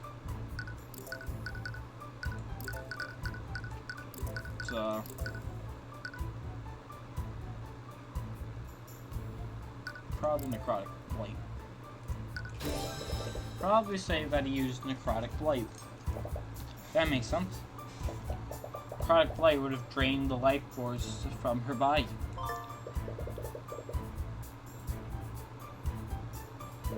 But that's where the contradiction lies. Let's suppose that Wallace did kill Belle using necrotic blight. Something at the crime scene that wouldn't be there if that were true.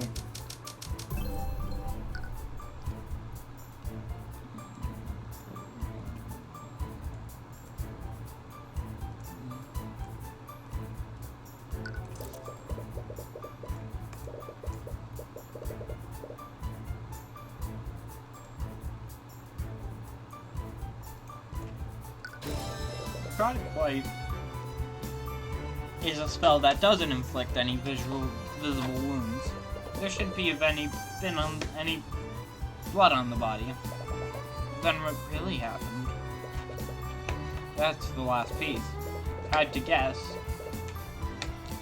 the information we need is being hidden by one of the witnesses who discovered the body. Valentina? She's definitely hiding something.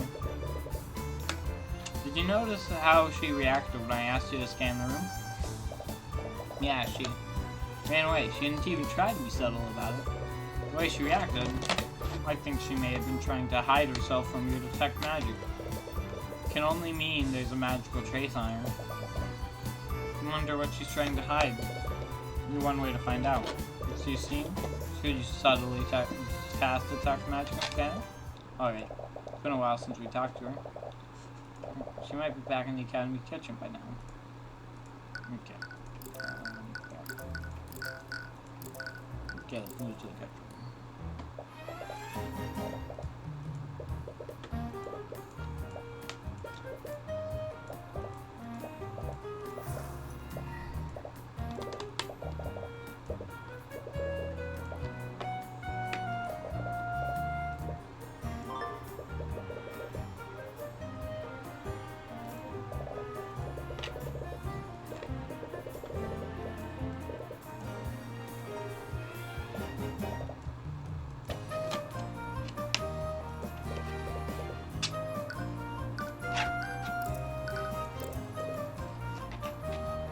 Nice. Did you know there's a trace of necromancy on Bellower's body? That's what he used to kill the professor, right? Necromancy spell? If that were true, a lot of the evidence we found doesn't make sense. I think someone else cast a spell on the body. possible that you saw someone use magic on Bell? No, definitely not.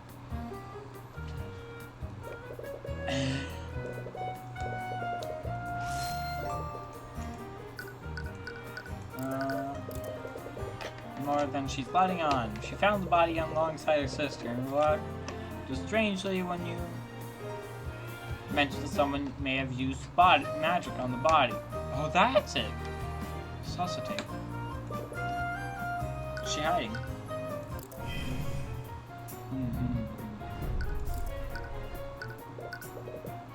Okay, beginning. What are you... When you're talking about conscious thing. There's nothing to hide. To stay calm, my conscious is clear.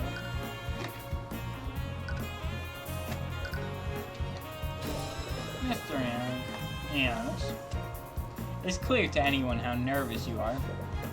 I can practically see the fear you're emanating. Just tell us the truth. A lot easier for the both of us. Let's say I were hiding something, which I'm not, by the way. I don't have to tell you anything. I know my right.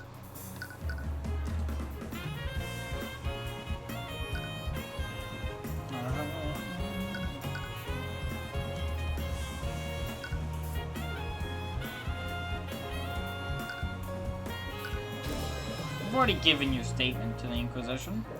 If the truth comes out, what do you think they'll do when they realize you lied to them? Who are you predicting, Miss Clients? Talk about game. Look, can you? You think I'm lying to protect someone?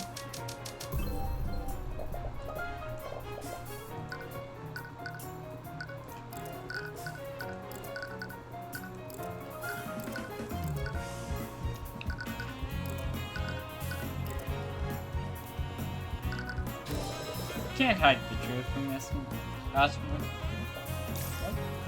You said that you've never even seen a necromancy spell before. If that were true, then why is there a trace of necromancy on you? Wait, what? A trace of necromancy on me? Did you not know about the spell that was cast on her? No, that doesn't make any sense. Didn't know about the trace, she wouldn't have avoided Celeste back then. Must be an explanation for this.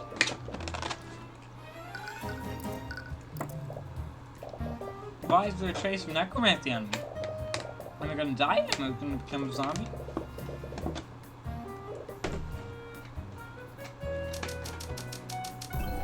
Oh.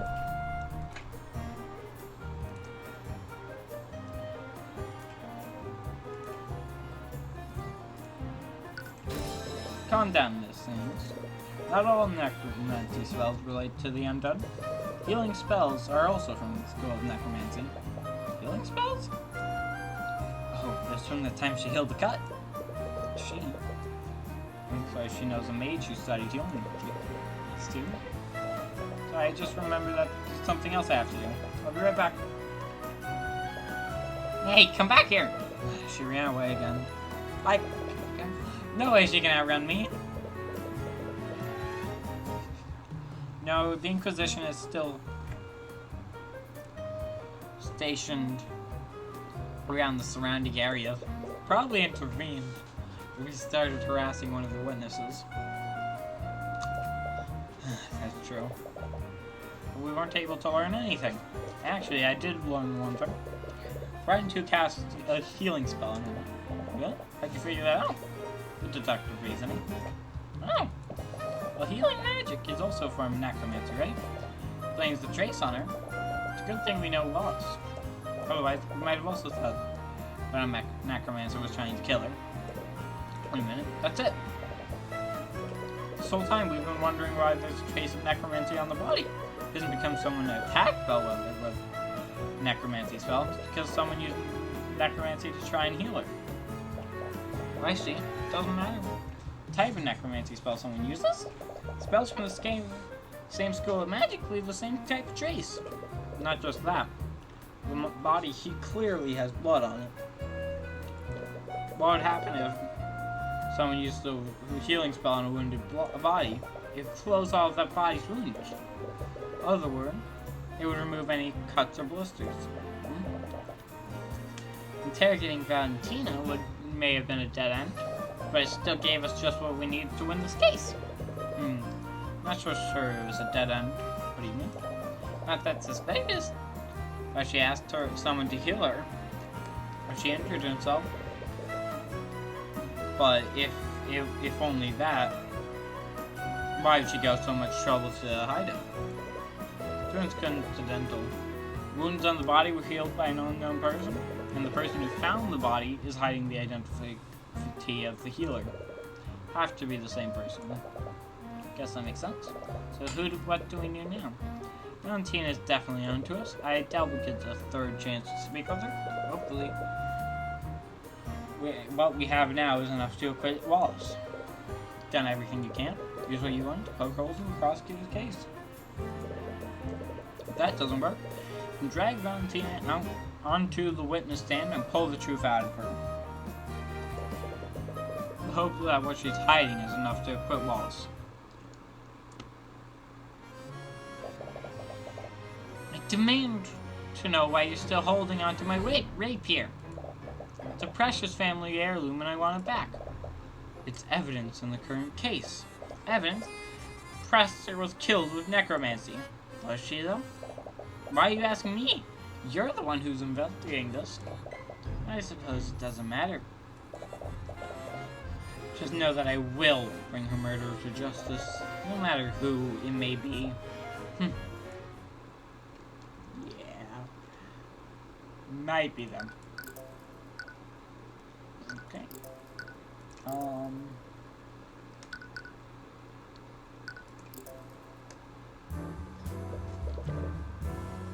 Alright, it's time for the trial. Just take deep breaths and relax. Hi, Tyrion. Get slush. Don't sneak up on me like that. Why are you so nervous? Not as if it's your first time defending someone. I can't help it. Something about this building that fills me with anxiety. Too bad Ruby couldn't make it. I'd say something that should calm down for Wallace's sake, but there's so many people here, and they're all staring at me, or they're prying into me like a pack of flesh-eating maggots. Chris, don't worry, Wallace. Our investigation revealed a lot of weaknesses in the prosecution's case. We have a strong case for your group. Okay. See, you can be confident when you want to be. It's strange. Something is calming about Wallace's anxiety. Just absorbs the tension out of you and into himself.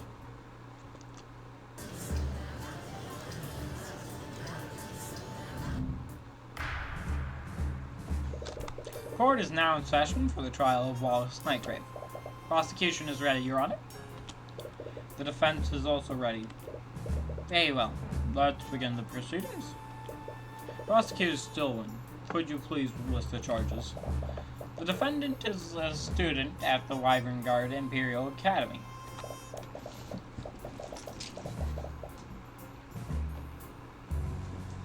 Mr. Nightgrave is charged with first-degree murder, negligent misuse of the arcane arts, and illegal practice of arcane advanced necromancy. Necromancy? Do you mean to tell me that the defendant is a necromancer? I can't believe it. A necromancer? In this day and age? How could the kingdom let this happen? Your Honor, I'd like to remind the court that we should view my client objectively. Of course. One can easily see if from the list of charges, necromancy plays a large role in the charges.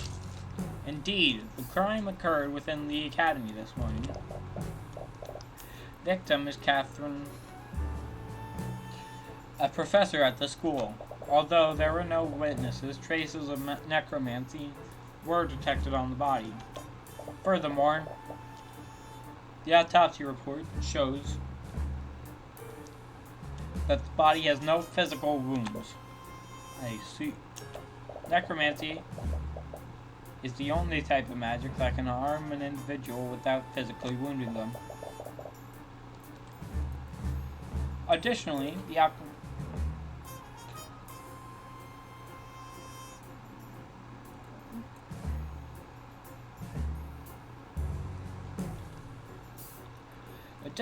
alchemist reports no signs of poison or disease.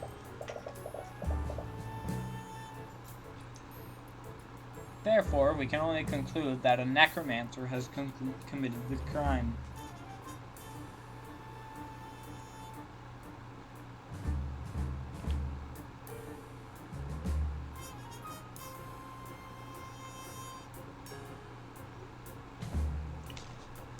As many of you know, necromancy is held under high scrutiny by the Crown.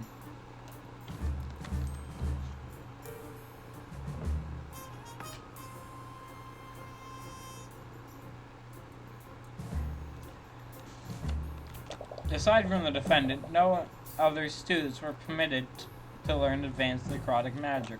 As such, the defendant was the only mage in the building capable of committing the murder. I see, that is certainly compelling evidence. To properly present our case,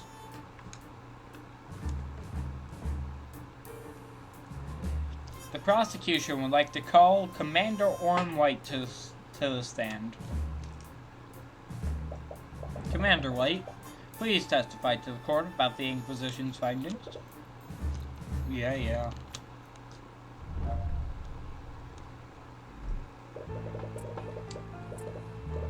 It started when the City Watch got a call from Imperial Academy. Someone was attacked and the whole building was put on lockdown. We set up a perimeter around the area and waited for the lockdown system to deactivate. When we finally got into the building, the prosecutor personally inspected the body and detected traces of necromancy on it. No cuts and bruises on the body either. The whole body was clean. Two pieces of evidence. We concluded that it could only be the necromancer that did it. You've already found and identified the holes in Sealand's case. All you have to do is find that hole in the commander's testimony. Yay.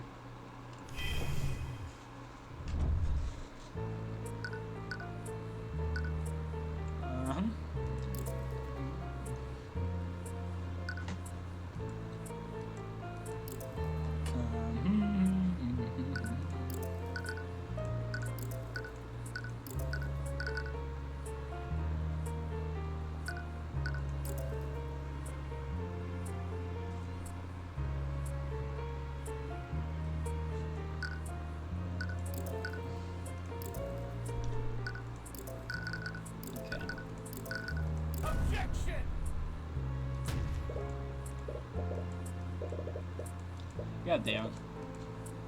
Okay. Yeah, just press everything. What time did this call come in?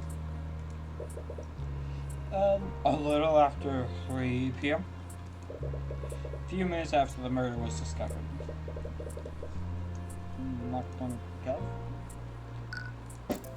Lockdown can't be ended manually, so they must have been forced for the 1 hour duration to elapse.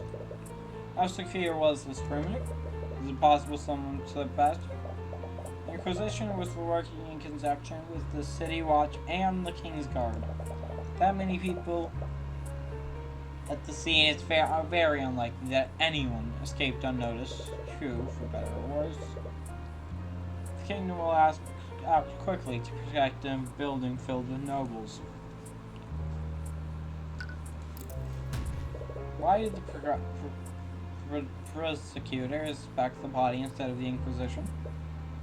Well, how I conduct the investigation is irrelevant to the proceedings. Would you like to insinuate that I'm not as competent as Commander White? Beyond question of competent. Still a bizarre decision on her part.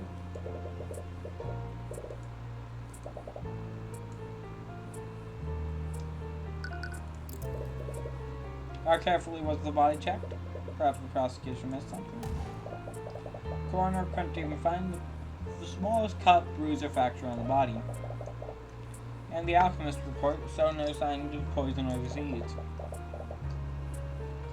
Coroner was actually astounded at how unscathed the body was.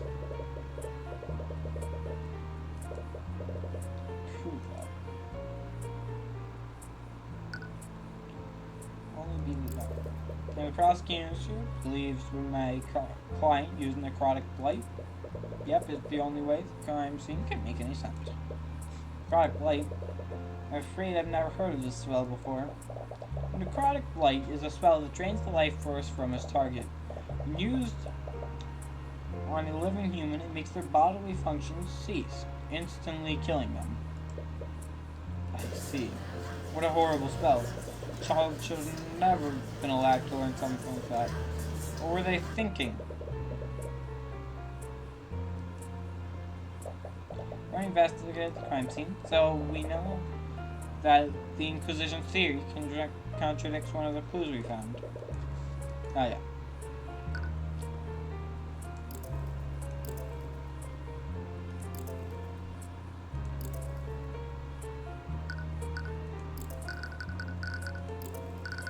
Objection! Must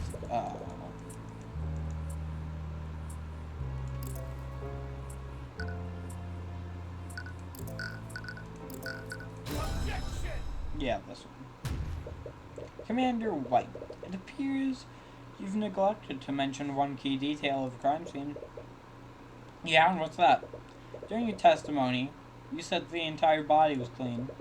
I won't admit that there weren't any bodies on the room. However, the body was certainly not clean. At the scene of the crime, there was a large pool of blood located where the body was. Blood came from the victim's body, and it was definitely not clean like the commander testified. I'd like to remind the court of the prosecution's case against my client, using necrotic blight, which would not have physically wounded the victim. So why was there any blood at all? Let's not get ahead of ourselves. Facts still stand. There were no wounds on the body, nor were there any reports of poison or disease on the autopsy.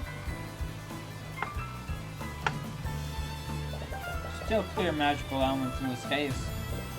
Catherine was bleeding profusely at some point.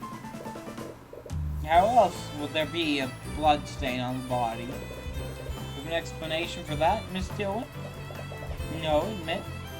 The prosecution doesn't have an explanation for that. But do find the circumstance questionable. All other evidence clearly points to the defendant. Why was there tracing? Glad you asked.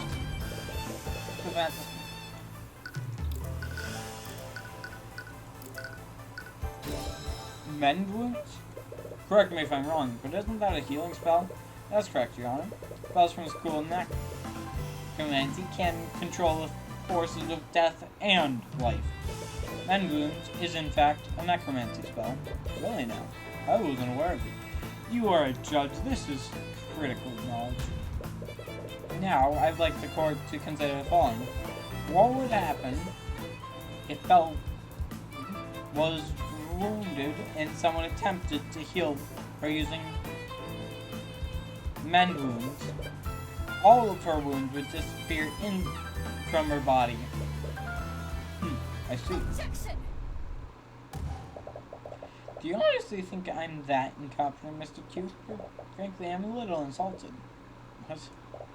Inquisition aware?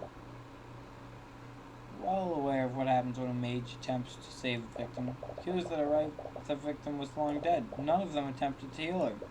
Well, what if someone tried to heal her and didn't report it? Not accused of anything to gain by doing so. In fact, as a necromancer, the defendant could have easily carried out the described scenario. Could have caused mend wounds on the victim after murdering her to confound the investigation. Under the day, the burden of proof is on you. Just find out who healed the body of this case.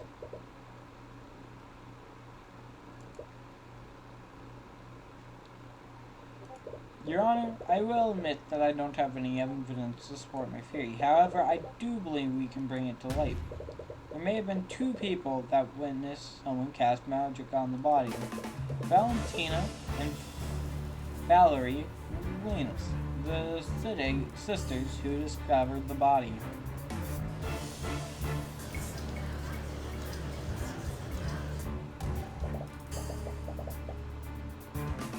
This is nonsense. We've already questioned those two witnesses extensively.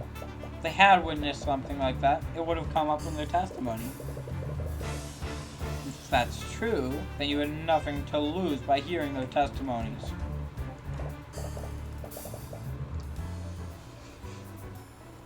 Very well. If you're so confident, let's hear the witness's testimony. Seems the prosecution has no objections. However, if this line of question leads no one, I will see no reason to further prolong this trial. Do you understand? Mr. Cuthbert? Of course, Your Honor.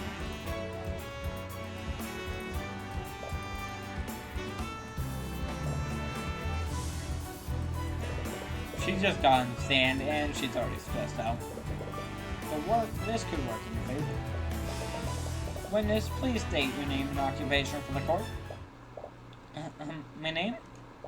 Witness? There's no need to be so nervous. We merely want to hear about what you saw on the day of the murder. Wait, it's just the guy over there. You mean Mr. Cuthbert? Does this man harass you, witness? Wait a minute. Yeah. He super harassed me. Or shameful. Jesus Christ. Shut up. Anyway, please state your name and occupation for the court, Miss Lannis. My name is Valentina Lannis. I'm a member of the kitchen staff at Wyvern Guard Imperial Academy. As I recall, you were one of the witnesses who discovered the body. Apparently, the defense finds your involvement suspect. Rest assured, Mr. Lannis, in this courtroom, you will be protected from Mr. Cuthbert's harassment. Please testify to the court what happened on that day. Yeah.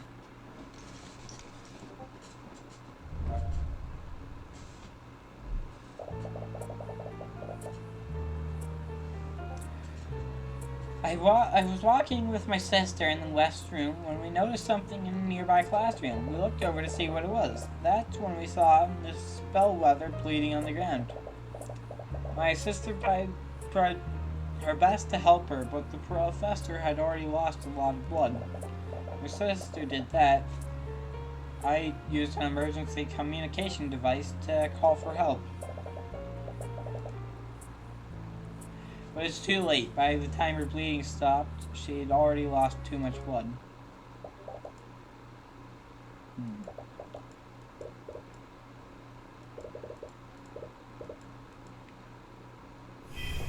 Okay.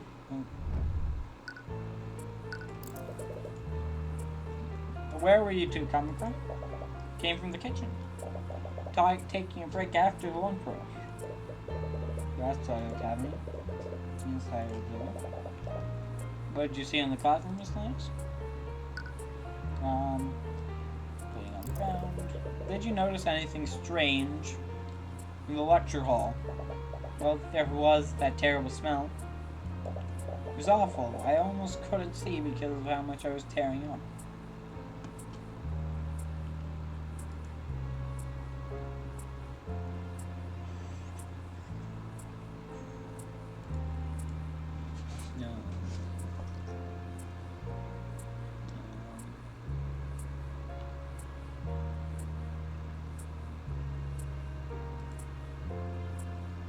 Okay. It was awful. I almost couldn't see of how much I was tearing up. Other than that, I was mostly focused on the professor.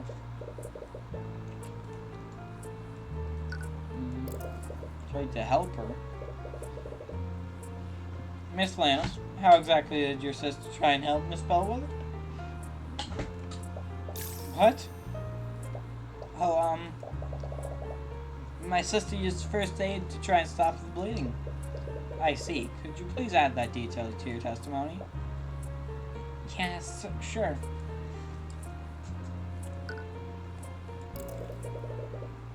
Your sister knows how to use a first aid kit?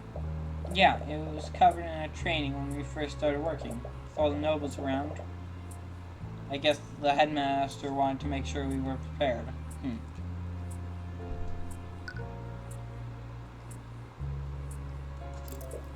Device? It's an artificary device that allows for long-range communication. Some of those devices are placed around the school for use during an emergency. I see. So who did you contact? Wasn't sure, honestly. I could hear a lot of people talking on the other end. That particular device broadcasts to the headmaster's office in the City Watch barracks. Imagine that's why the headmaster was able to activate the locks down so quickly. I see.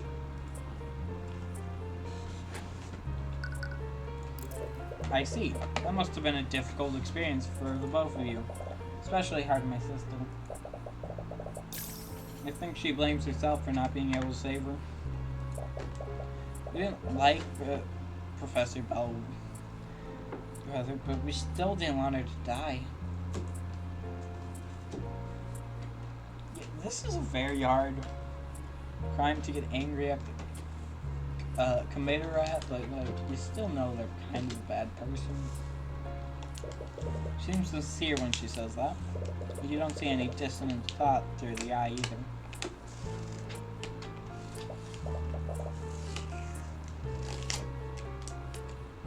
Honestly, your testimony makes a lot of sense. Hard to figure out which part she might be lying about. Has to be a contradiction here somewhere. Your theory is that Valentina saw someone use mend wounds in Bellwether. She focused on statements, how they both interacted with her.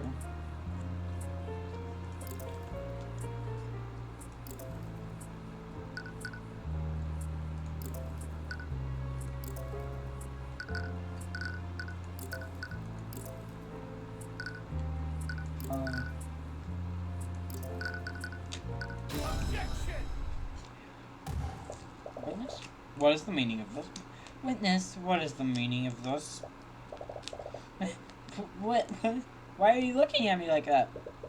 Maybe I can elaborate, Miss Lannis. You weren't present in the gallery earlier, were you? No, I was waiting in the lobby. Lady Steelwind told me to wait there. Well, I suppose I should consider myself lucky. You see, Miss Lannis, one of the key elements of the case is that the body didn't have any wounds on it. Yeah, so? So please explain to the court, Miss Lannis, how did Valerie apply first aid when there shouldn't have been any wounds on the body? What? I... Clearly something amiss here. Afraid I don't fully understand the implications of this. Accusing the witness of committing perjury, Mr. Cuthbert. And lies they stay as close to the truth as possible while changing many details. In her thoughts, Miss Valentina was sure that she saw a wound on Bellwether. And she also mentioned that Valerie was the one who tried to save the professor. She didn't try to save Bellwether with first aid. Could she have used magic instead? Her sister could be the mage you're looking for. The witness was lying, Your Honor, but not about everything. Valerie Lannis did try to save the victim's life by addressing her wounds, but she didn't use first aid. She used magic.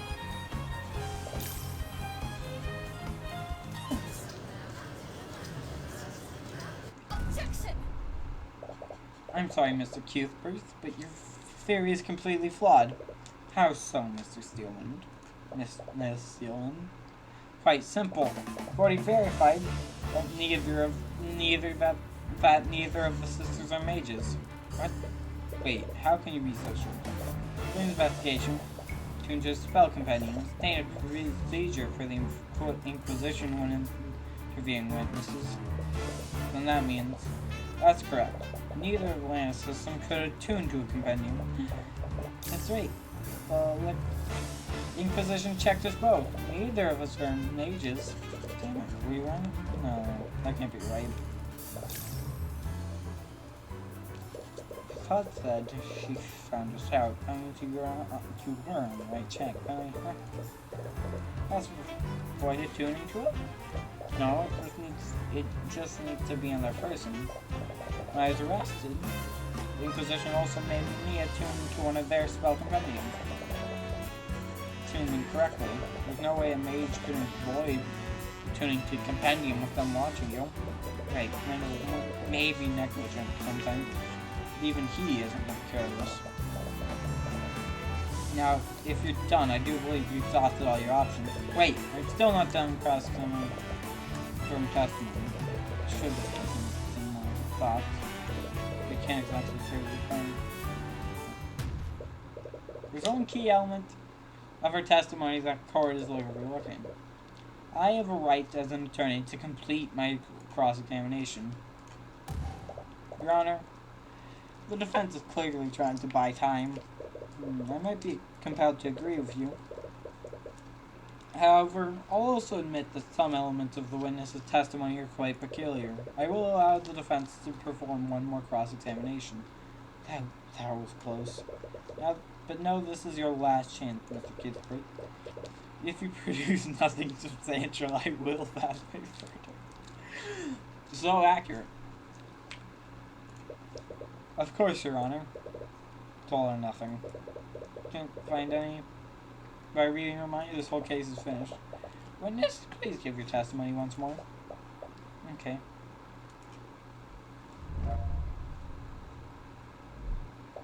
Like I said, my sister and I saw this up. You rushed over to her. Now that you mention it, I don't know if I saw any wounds on her. But I definitely saw blood. My sister tried to save her, but she didn't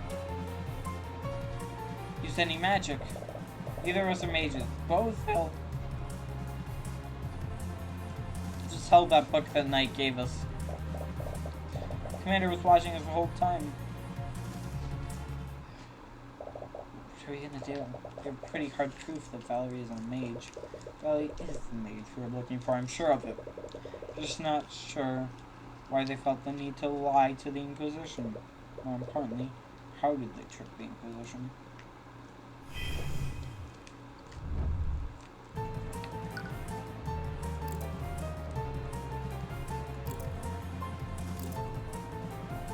Objection!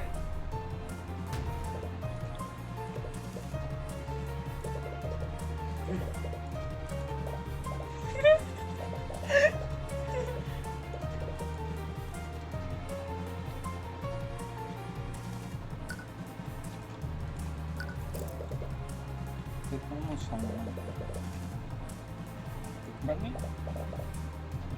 Area out of them. Tune to them.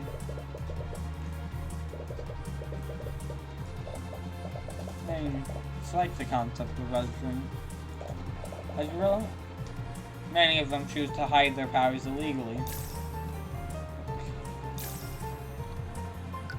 Objection! Miss Lannis, your thoughts betray you.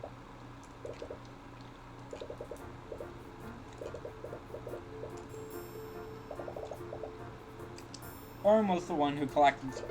Did he notice anything off about her behavior? Suspicious. Quirks. He told me that they were running and spinning around him during questioning. What does that mean? I have no idea. Perhaps they were still on edge after finding their co-worker murdered?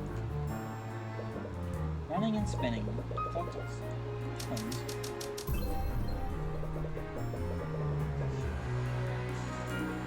So this means that the so-called trick wouldn't have worked if they weren't twins.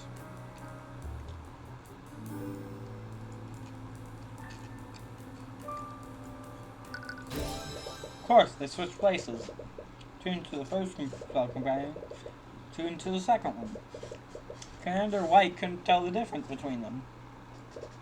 Miss Lannis, there's something I want to confirm. During the investigation, both you and Valerie attuned to a spell compendium. Am I correct? Yeah, the Knight watched us do it. And how did he have you do this? Did you both attune to those compendiums at the same time? Or did you attune one after another? What?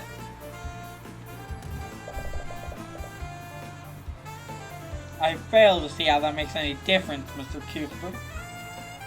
Yes, I agree. Spell compendiums work regardless of which order they went in.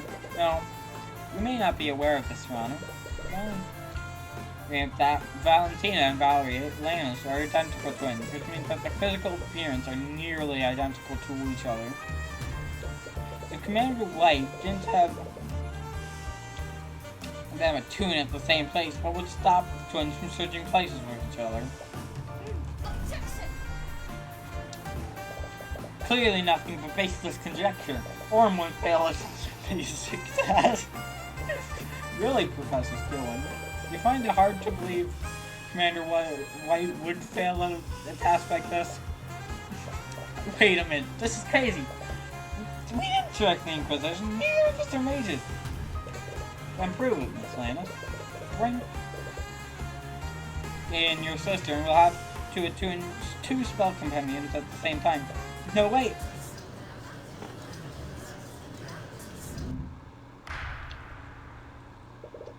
Order in the court. Clear that we won't get anywhere unless we test the defense's theory. Bailiff, escort Valerie Lannis to the stand and bring 2 unattuned spell compendiums.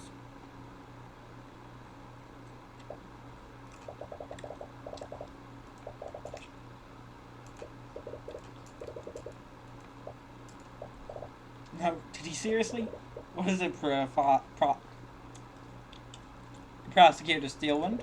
What do you see? What I see is Commander White seeking new employment in the future.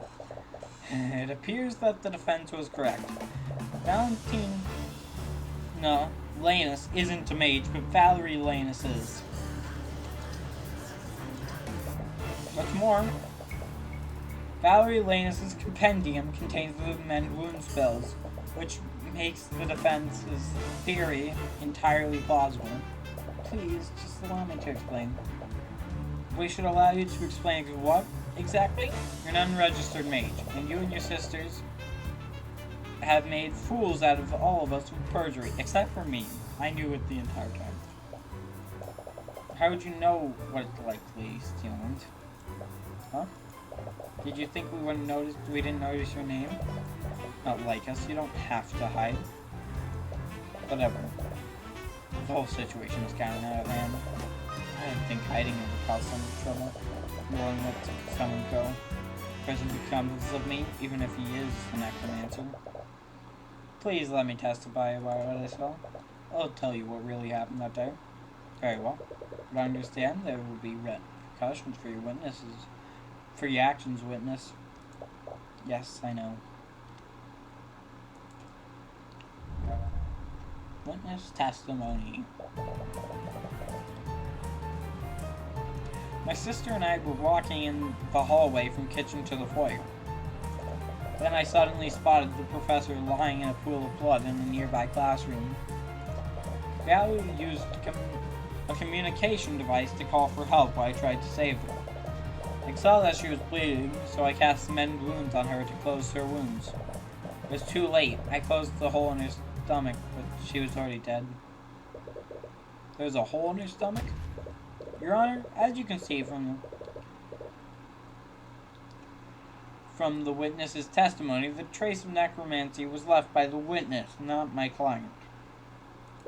What's more, it's clear that there was a physical wound on the body. I see, well.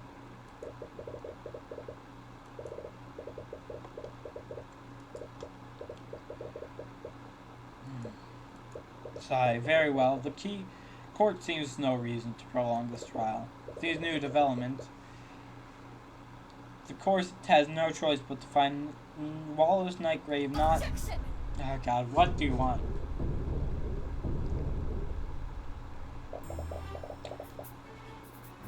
I believe the court is ignoring one key detail of the witness testimony. And what would that be, Miss Stillwind? Let's re-examine the witness's testimony.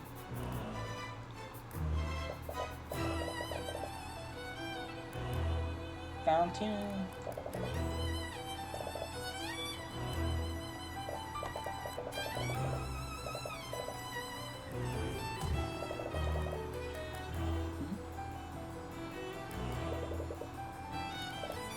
Cuthbert. Objection! Daylight savings! There's a witness who saw the victim before the body was found. Jan Hughes. He, along with another witness, spotted Bellwether walking in the hallways before the body was found.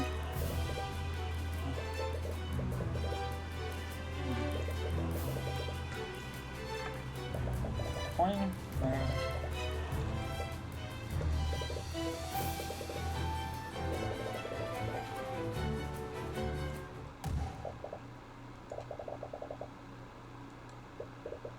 No, you can't mean more than one piece of evidence that points to a necromancer committing a crime. Necromancy to animate a corpse.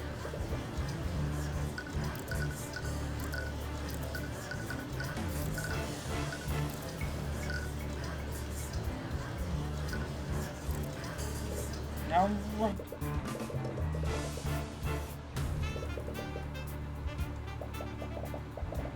animate corpse stops the flow of blood, so she wouldn't track corpse back.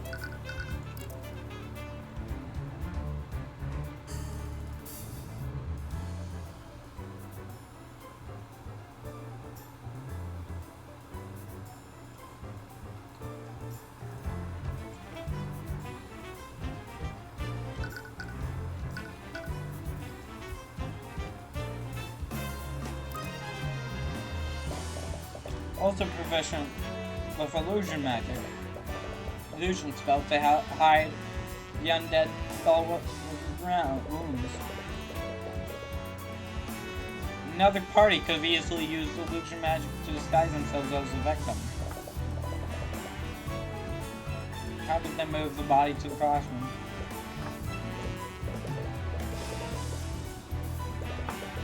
No way.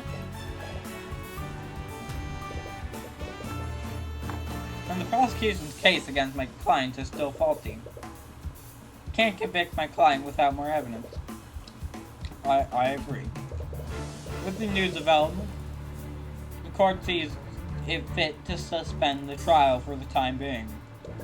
We will give law enforcement time to investigate these unknowns. Court proceedings for the day will resume tomorrow morning. Court is adjourned.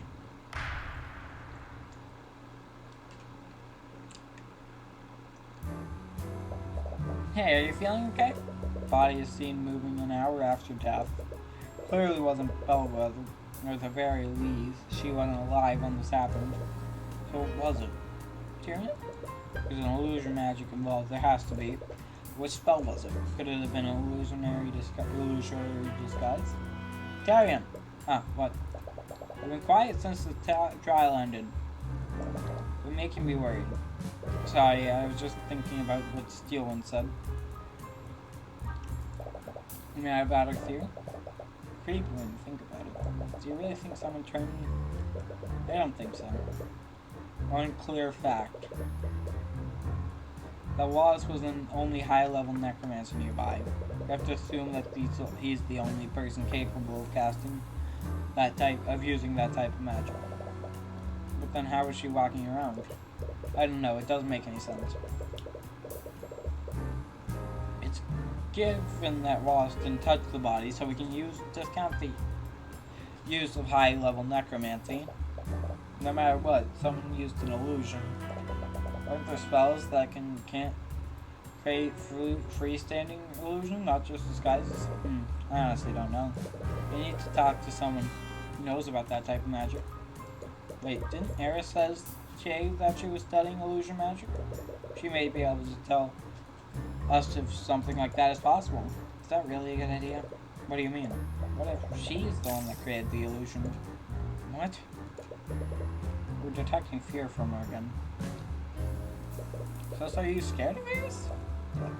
No. I felt this morning too. You always get really scared when she's around. Oh, I thought I was doing a better job of hiding it. Sorry, it's not based on anything real, but for years I've been working as a mercenary. You do that kind of work, you build up an instinct to sense danger. Kind of have to if you want to stay alive.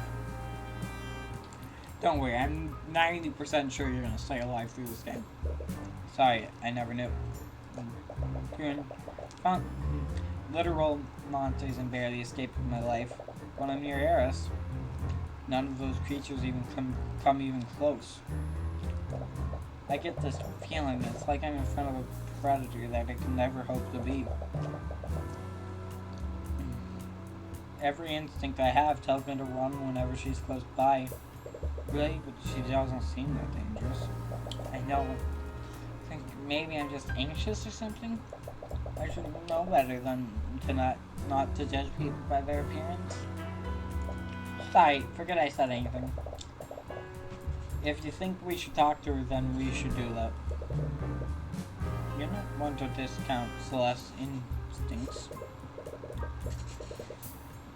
She's always been reliable, and if Eris is making you scared, that must mean something.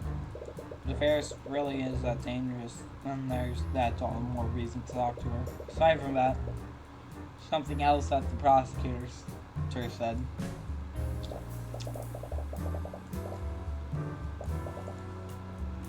Another witness. Along with another witness. That must mean there was another witness that saw